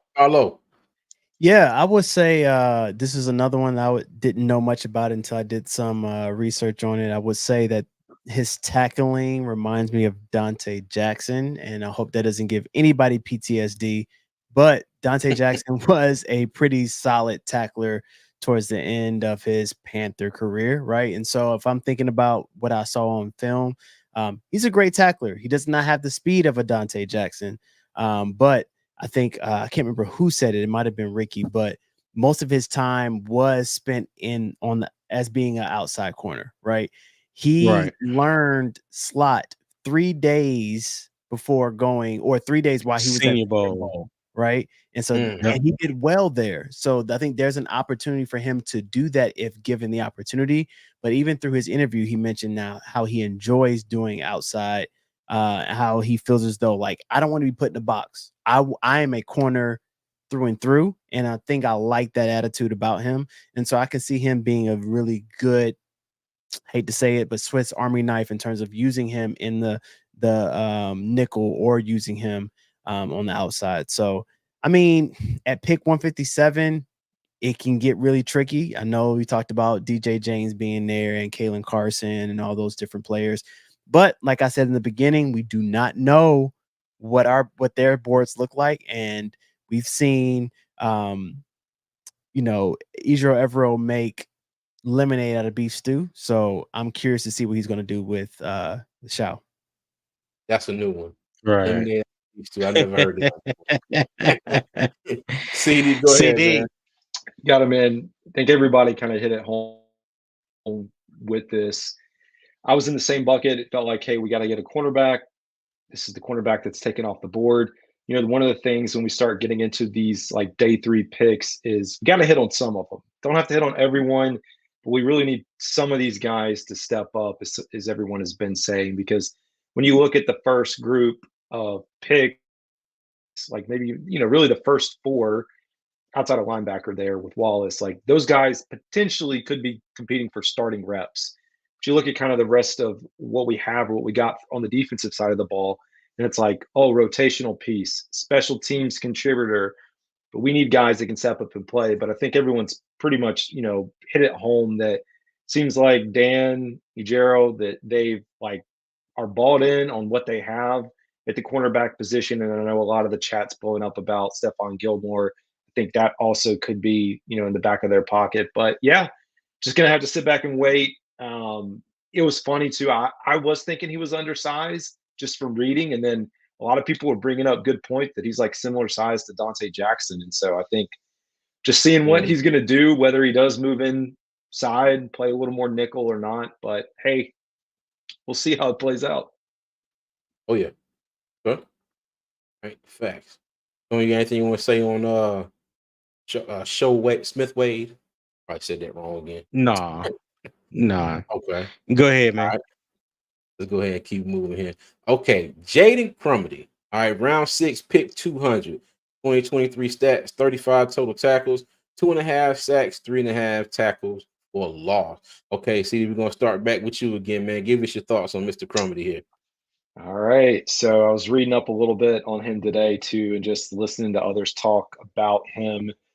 Hopefully a rotational piece. Like, we need some help on the interior defensive line. I think having someone in there that can move around, help out with the rotation that we have. I mean, it's a guy who hasn't got a lot of production as far as like sacks or tackles for loss, but he's been in college for quite a while. So 6-year man that got his regular degree and then also got his master's degree, I saw today.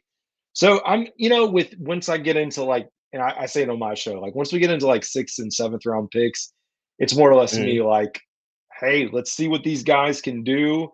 And like I just said before, like, can we start hitting on some of these? Because I think that'll help the team in the long run. Okay. Carlo? Okay. No, I think I completely agree with CD. I would say that this man is definitely a super duper senior. Shout out to him getting his master's. I think that's pretty dope. Oh, yeah. But one thing I will say about Jaden is that he has a true motor. Like looking at his film, he does not stop until the whistle's blown. One thing we've seen from other people on the team, they will remain nameless because I'm just going to do that for right now. They will make a move and then stop if they don't see an opportunity for them to either get a sack or to get the ball carrier. Jaden doesn't stop from what I've seen from, the film. Now, granted, yes, he only had 2.5 sacks, but some of the tackles and the sacks that he's had, if you look at it on film, this man was double teamed. He doesn't stop. He tries to find a way to get it. And sometimes it's from the quarterback either moving into the pocket some more or just getting out of the pocket and he's not stopping and he just gets to the ball carrier. I think that's pretty dope. I think he's going to be a good rotational piece.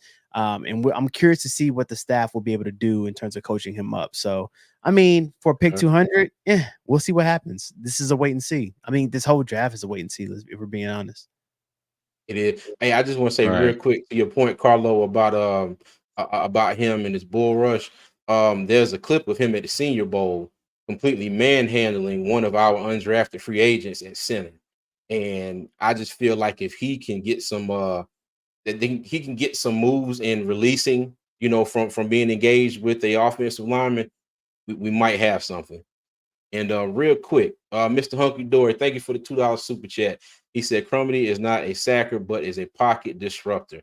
Hey, you know what? That just might be what we need. Appreciate it, Mr. Hunky Dory. Yes, sir. Clay, go ahead, buddy.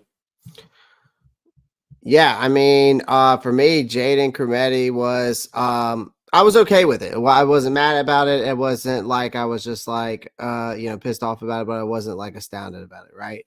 Impressive athleticism though, right? A guy who's 6'4", 301, runs a 4.97.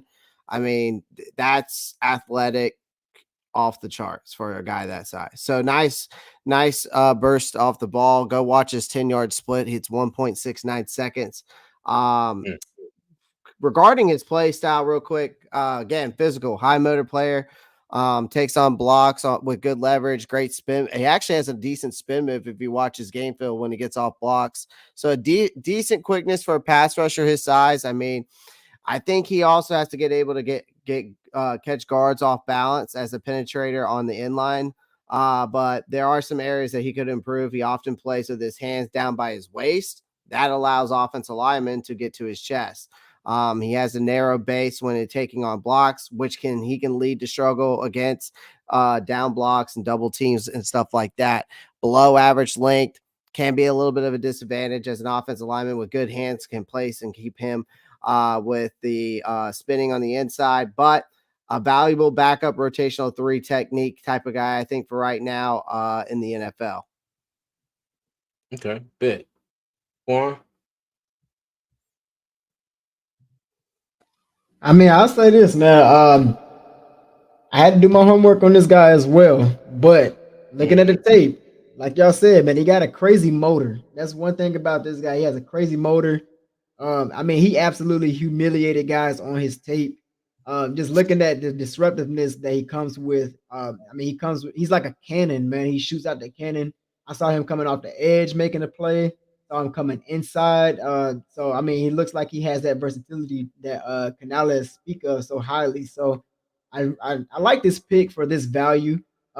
Just like the other guys on defense, I'm not really expecting too much impact early on in his career, but I do like the upside. I like the potential. And my guy nailed it right on the head, man. With all his things that he need to work on. Another thing I'll add on to that, I saw him kind of coming down with his head down when he was trying to bull rush. I spoke on my channel. I spoke on it on my channel.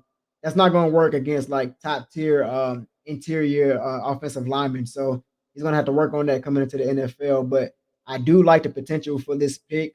I'm interested to see where this goes. I mean, I'm not going to really sit here and make too much of a prediction for this guy and what he can be or what he can't be. So, I mean, I'm waiting to see. I'm waiting to see. All right, cool. Doug. Okay. Yes, sir. I'm gonna get brownie points from the professor. I call him Professor Tony. One thing I think Tony loves the trenches. With us adding a trench type guy, it might have not been the guy he wanted, but for us to actually add to the trenches to help A'Shawn Robinson to actually have another bit body to go alongside of a Derrick Brown, I'm really hoping he can come in and take Chau Smith-Wade's spot. I haven't heard anybody say that whenever they spoke on it. I definitely think Chau Smith-Wade is a undersized, and I do know Tony, whenever we did talk before, they said he may just played out of position or he didn't play the true position. One thing that they said, or he said, is he's able to play the 4 or 5 technique. One thing that he does, right. He does have a great, like you guys said, a great spin move.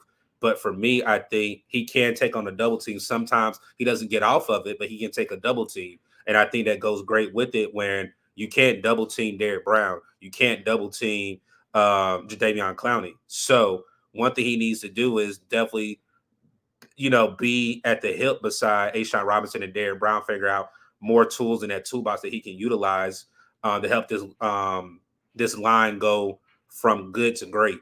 So, I mean, it's a decent pick. I think the more and more you look at it, again, you just have to look value in this pick and what traits can they bring and what traits can they gain when you have a pick this late in the draft. So, but now I got to get off, fellas. I got a report at 5 a.m., man. I already told CJ once it hits 10:05, I got to head out here. I got to be up by 5 in the morning, man. So, as always, I always enjoy joining my 2 big cousins. That's the name I give CJ and Tony. But before I end or head out, definitely make sure you guys hit that like button, subscribe to the channel if you are new to the channel. We have brilliant minds up here. I definitely appreciate Tony and CJ putting this together for us to do a draft recap. I actually met some of these guys on Twitter when we had the little mock draft challenge, and definitely have some things in store with some of these gentlemen. But I definitely appreciate CJ and Tony go ahead and laying that foundation and definitely bringing some great minds alike to talk about the draft. So everybody have a good night. Everybody stay safe. One love. All right, appreciate you, Sarge. We'll holler at you. All right, one love. Be safe, man. All right, bet. Okay, Alex. Yeah, I mean, again, with this pick, I'm just going to trust Evero. This guy gives me the best comp that I found for him was Sebastian Joseph Day, who Evero, when he was in the Rams, they drafted in 2018. Same idea, huge motor, older guy coming out of the draft. More quick off of releases than overall strength. Not a great pass rusher. It's more about getting the energy on the field. And man, I said that over and over and over last year. There just was no energy on the field. There was no, and Morgan says it outside of Derrick Brown, Yeah, Morgan says it in a different way. He says dogs. I say we just need energy on the field, and you need those kind of guys on the field. And if this guy becomes Sebastian Joseph Day, who was playing in the Super Bowl last year, I'm definitely okay with that.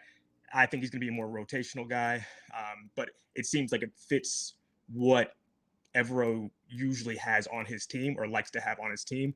So I'm down with it. Also, when he was drafted, that's when Aaron Donald was going into his extension. So tendencies are tendencies for a reason. So it reminds me of the Sebastian Joseph Day pick at 195 when he got drafted. Okay. Yeah. All right. Bet. But all right. Y'all know me. I'm all about the trenches, building inside out. Definitely a depth piece, a rotational piece. We've talked about for the past 2 or 3 years that Derrick Brown never really had any help opposite side of him. Now we got that. We started last year with Thurman and LeBron Ray. We upgraded, bringing in Ashawn Robinson this year. So when you added Jaden Crumedy to that mix, I think we gotten better on the defensive line. For me, I still feel like nose tackle is a position that we should have tackled as well, because everybody knows or should know that the strength of a 3-4 defense is your nose tackle to your middle linebacker on the second level. So we saw what happened last year, the nose tackle position. Shy Tuttle wasn't what a lot of us expected. At least I know not what I expected. So I think there was a massive upgrade that should have been done as a nose tackle position. I don't think we've yet accomplished that. Okay. Facts. All right. So our last pick, 7th round, pick 240. We have Michael Barrett, linebacker out of Michigan. 2023 stats, 65 total tackles, 3 sacks, 3 forced fumbles. All right, Alex, we'll start with you this time. Give us your thoughts on this gentleman. Yeah, special teams guy. Maybe he can fill in if we're like getting destroyed a linebacker, kind of like last year. But I think he's a special teams dude. I'm thinking, like basically, guys. I don't really know anything about football. Just to let you know, all I do is like do comparison contrast. Reminds me of Dakota Allen, 2019, drafted by Evero, the Rams. He's gonna be smart guy. He's a winner. He won national championship. He might have won more games than any Michigan player ever. He did, right? He's gonna. The effort's gonna be there. It's just may or may not make the roster, but he's gonna be a good locker room guy, and he's gonna work hard, and that's kind of what you wanted. It's a shot in the dark for me. Okay. Yeah, I think he'll make the roster. I think he's better than the backups that we have to Shaq Thompson and Josie Jewell. I think he's better than Chandler Wooten and Cheerless. Yeah, I think it's going to be. It's going to be more of what the special teams does and how well he does there. But because of his effort and his IQ and him playing in his lanes, I think that you could be absolutely right. I think you could definitely easily make the roster. Yeah. All right, Quan. Go ahead, Quan. I mean, this is meh for me. They double dip at linebacker. I guess okay, whatever. I was hoping they would if he was gonna double dip anywhere, I was hoping it was gonna be corner. I still wanted that center position. I was kind of bummed at this point, but it is what it is. So I mean, again, this is another one of their guys. I mean, I didn't see him on my board, of course, but it's not really about my board. So I mean, from what I saw on tape, he does tend to get lost, especially like with zone power runs and stuff like that. He gets lost in the bunch. He kind of gets lost in traffic, kind of can get thrown around in blocks. I mean, he's an undersized linebacker. So, I mean, I don't know. I don't really have much opinion on him. I mean, we'll see. Might have special teams written all over him for now. I don't know. I just don't really know too much about this guy other than what I've seen or the little bit that I did see, man. But on the upside, he did. He won a national championship.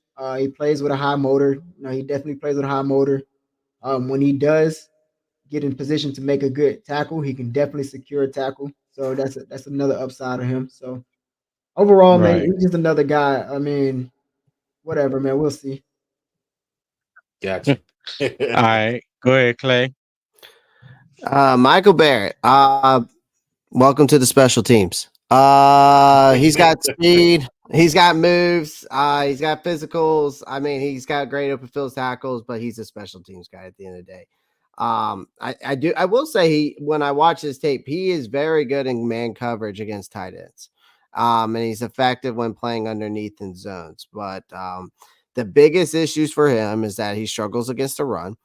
And he really doesn't have that ideal NFL linebacker size. And so another thing, I think the reason why he also failed is he's 25 years old. So he's an older prospect.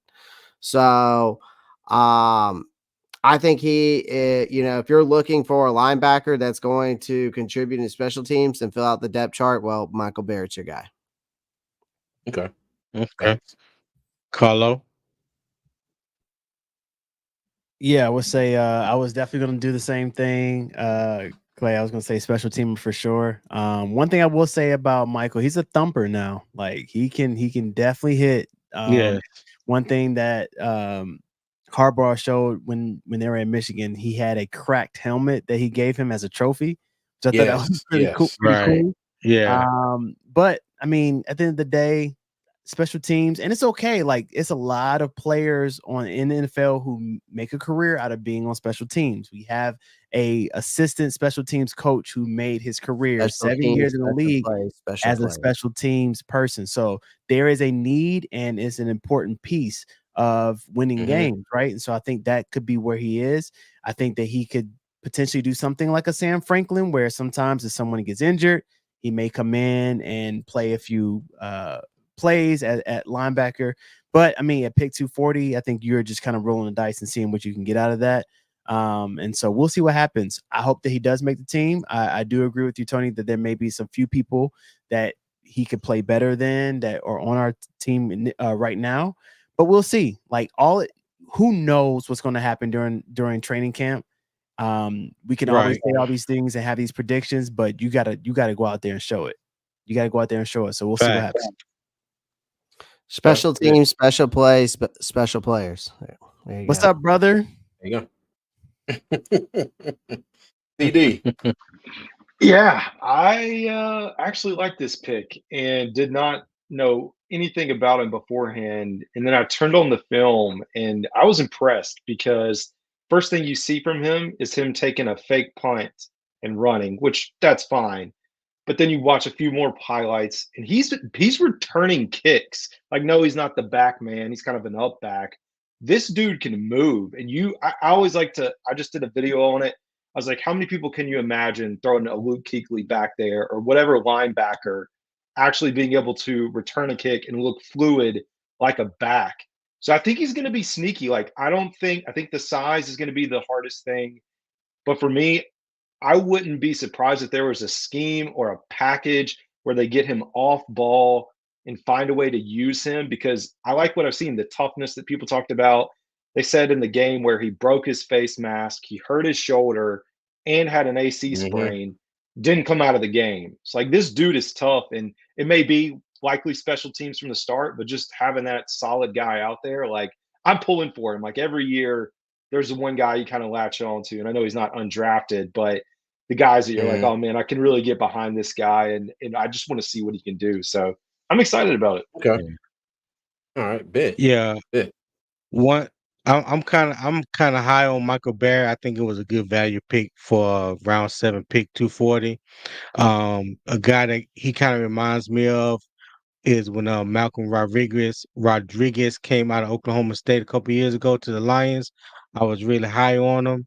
You know, you're talking about a disciplined linebacker that know how to play his gaps. That's, he's better than Malcolm Rodriguez was as far as in pass coverage. But this guy's a winner. He come from a winning program, has played a lot of ball. So you get that experience coming in. So yeah, like you said, he may start off on special teams, but I think eventually you will see that he work his way into the linebacker rotations, especially when he comes in and get some more development and these NFL coaches get their hands on him. That there's a lot to work with here. Okay, bet. All right. And last, I just mentioned the undrafted free agents. And real quick, I got I think Jalen Coker up here because he's the one that I've heard a lot about from a lot of people ever since his name was mentioned. But real quick, everybody, one guy, and it can be Jalen Coker, one guy on this list that you're excited to see play. Go ahead, CD. Yeah. For me, I think it is Coker. I think the Monmouth running back that people talked about earlier, those are my guys. And to be honest, like I was waiting for these to like become officially official and then kind of do my analysis. But Sam Pinckney too out of Coastal Carolina. But yeah, I think a lot of people are going to be excited about Coker for sure. Okay. Follow. Can I be honest real quick? All the time. I was excited about Jalen Coker a little bit more than some of the draft picks that we picked. If I'm being completely honest, if I'm keeping it a true buck, I was excited for him. And, just is basically off of, one thing I will say, like, I did not know about him until Smitty posted him on his channel. And if anybody knows wide receivers, is Steve Smith, right? Especially as a Panthers fan. And so after that, of course, if anybody, if you watch film, you're like, okay, I need to look at it for myself, right? And so you start doing your own research, and I was like, this guy is a great route runner. He is like a young Adam Thielen who can get open. He's not as fast. He's not a fast wide receiver. He knows how to get separation. His hands were some of the best that I've seen. He is a hands catcher. He doesn't catch with his body. And Smitty said he was the best route runner in the draft, and that could be very, very. It's up to you to decide what you want to do. So I can go on and on about Coker. I'm excited about the guy. I posted him on Twitter, and his mom liked my post, which is pretty dope. But Jalen Coker he has a really good chance of making a team. We'll see what happens though. Like I said, you have a good chance, but it's what you put out on film in terms of preseason. I mean, preseason and also training camp. So we'll see.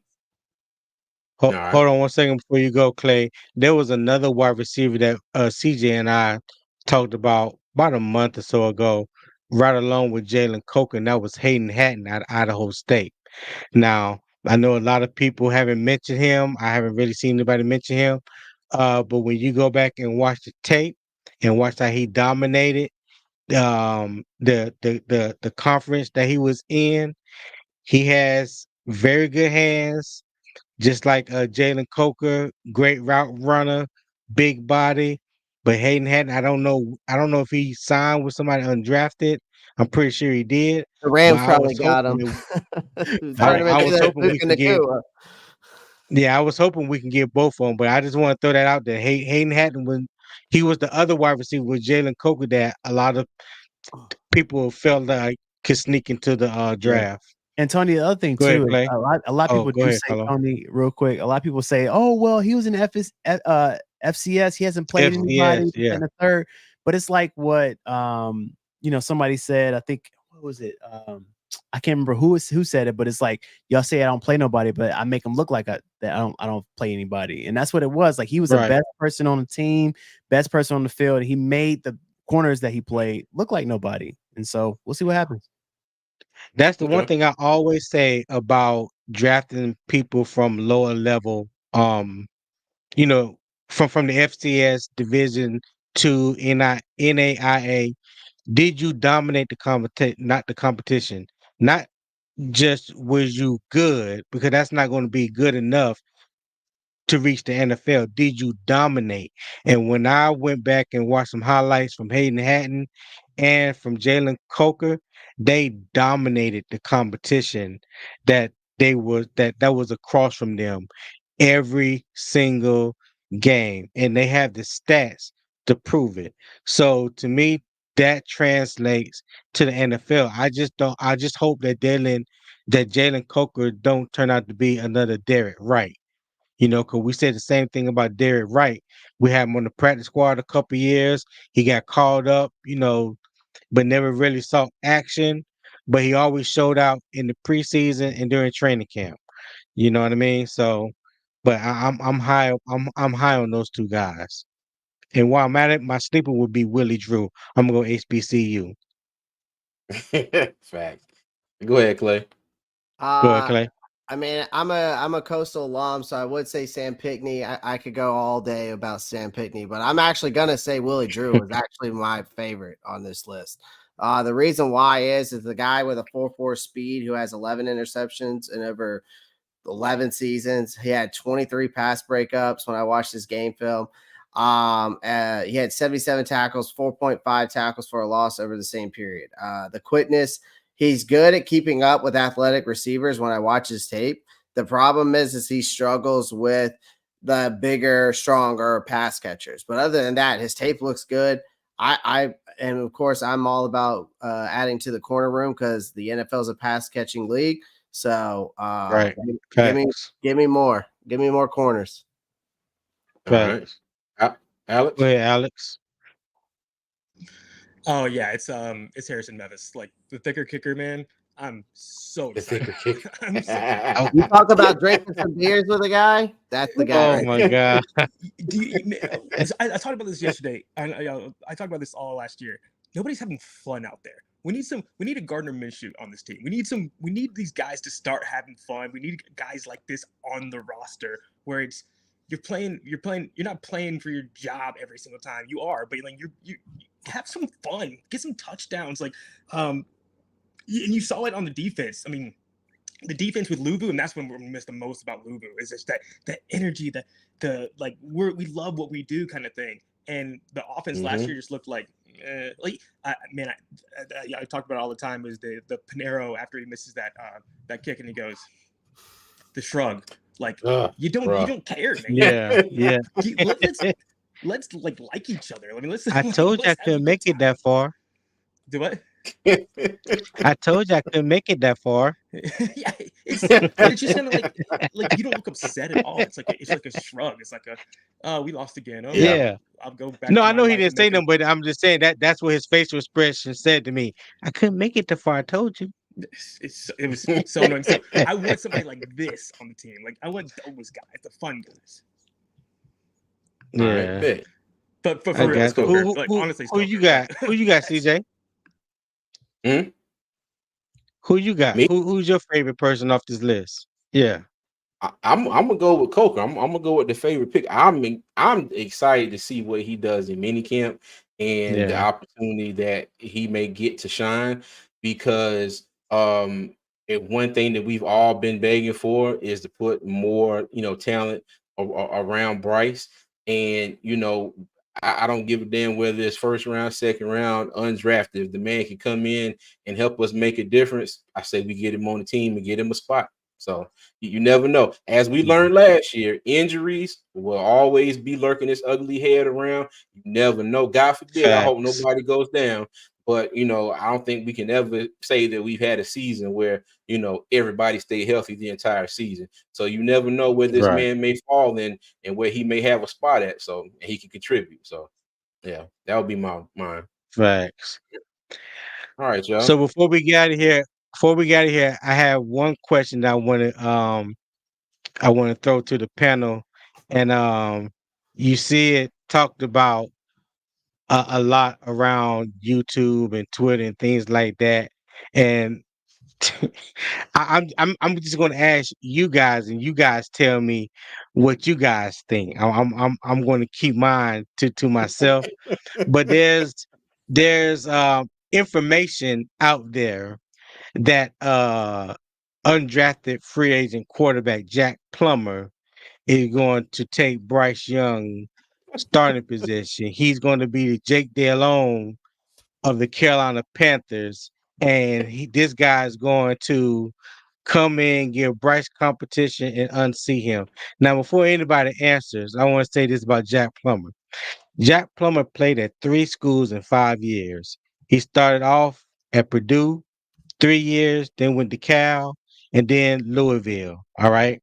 So last year at Louisville, his stats were 3,200 yards, 21 touchdowns, and 12 interceptions. So in my mind, this guy has thrown, and on top of that, 8 fumbles go along with 12 touchdowns. So I hear people talking about he got a big arm, he's accurate, and this and that. So for his career, 68 touchdowns and 31 interceptions. The guy threw more interceptions in 1 year than Bryce did in his 3 years starting at Alabama. Bryce threw 80 touchdowns to 12 interceptions. So I just want to know from you guys, do y'all feel like Jack Plummer is the incumbent to unseat Bryce Young? I'm just throwing it out there. No. No, man. I mean, is this even a conversation? Right. Yeah, that's Tony you'd Petty be right now. surprised, man. You'd be surprised. Hey, But because look, if this is a true hey. conversation, we need to have a talk with those folks, and they might need to go see a psychiatrist. I'm just telling you what's out there. I'm just telling you what's been talked about. It has been a topic of discussion. I probably know who's been having that discussion.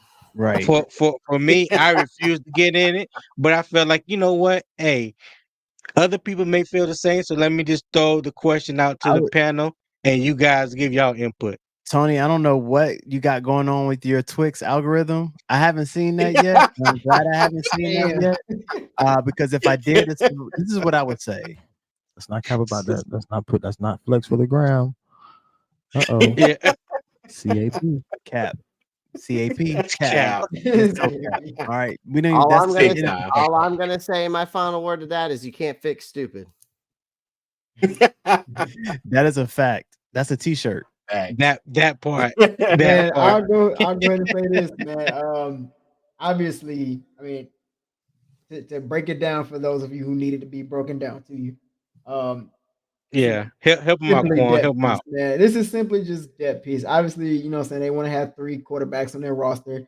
Bryce Young, the way they talk about him, obviously you building a team around Bryce Young. I get that, you know, there's fans out there that don't like Bryce Young, but this is not about you.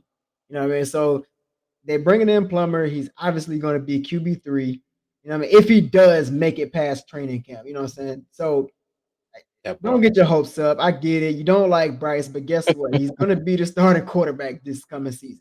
So it is what it is. Gotta get that out your head, man. That's crazy. That's crazy. What CD? What you got, CD? I see you smiling over there.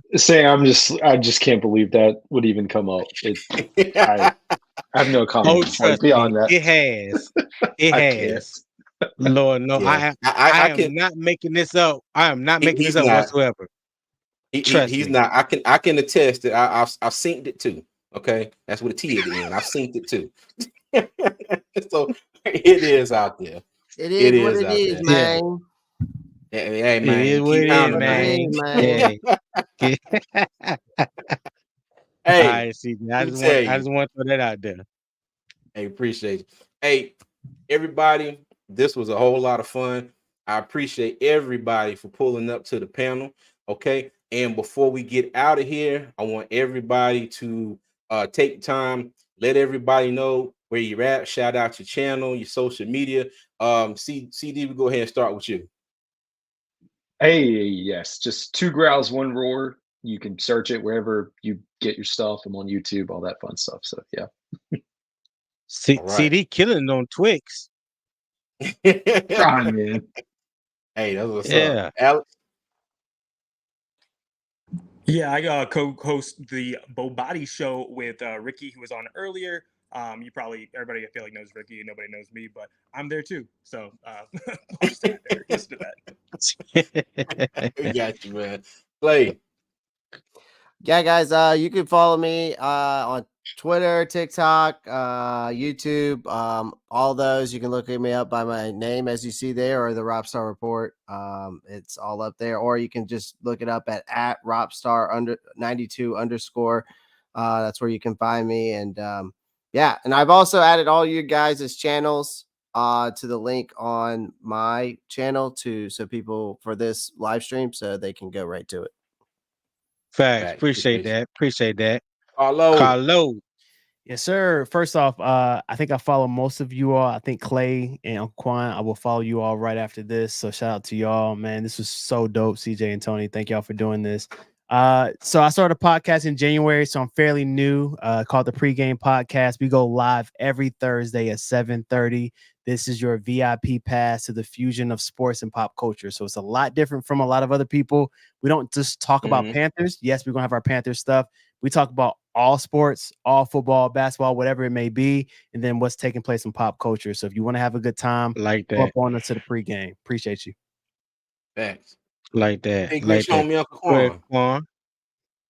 Yes, sir, man. Hey, first of all, shout out to you guys, man, at Two Fans in the Stands. Y'all been doing a damn thing, man. So if you are not subscribed to this channel, I don't know what are you doing in here peeping and stuff, man. Go ahead and hit that subscribe button. Not only do you have two fans in here, but man, you got some brilliant minds on this panel, man. This was probably the most fun I've had on a panel, man. And I don't usually get on a lot of panels, but this was crazy. This was overwhelming with a lot of, very brilliant opinions. Saying everybody had different opinions, but it was all like it made so much sense, man. So shout out to each and every last one of you. I'll definitely be hitting you guys up, man. I'll definitely be giving you a sub. And shout out to the chat, man. Shout out to y'all for hanging out with us for the late show. I'm in my PJs. I got my do-rag on and stuff. So it was a nice chill, late live, man. So I definitely had a lot of fun. You guys can find me over at the Panthers Experience, Uncle Quan, man. I do mostly vlogs and stuff over there. I break down film and I just have a good time over there, man. It's a lot of love over there. So we're about to reach 2,000 subscribers soon. So definitely hit the channel up and just let me know how you like it, man. I appreciate you guys for bringing me on. Yeah. Hey, one thing before you take us out, CJ, because reason why I picked a lot of these guys, man, because I do follow them on Twitter, like CD, Clay, Alex, Carlo. So it was nice to put a voice with the words that you see on Twitter and hear how you break down and analyze and give the statistics and things like that. I be on Twitter, but I'm not a big conversationalist on Twitter. But I do like to find little conversations here and there and give my opinions and and chop it up with you guys. But yeah, it was good to finally put a face with the conversation that you guys have on Twitter. So I greatly appreciate you guys coming on, man. Salute to you guys. And you guys got an open invitation anytime. Sir. All right, y'all. Hey, everybody in the chat that's been rocking with us, we appreciate you. We love you. And again, if you're new here, welcome. All right. And please subscribe to the channel. You can check us out on all social media at Two Fans in the Stands and on what we like to call Twix, a mixture of Twitter and X. Okay, you can find us at Two Fans ITS. And as always, for those of you that know us, you know what I'm about to say. And those of you that are new, I like to take us out with 3 things. All right. Number 1, y'all be good. Number 2, y'all be safe. And number 3, as always, and especially, hey, y'all keep pounding, man. Keep pounding. Keep. We out.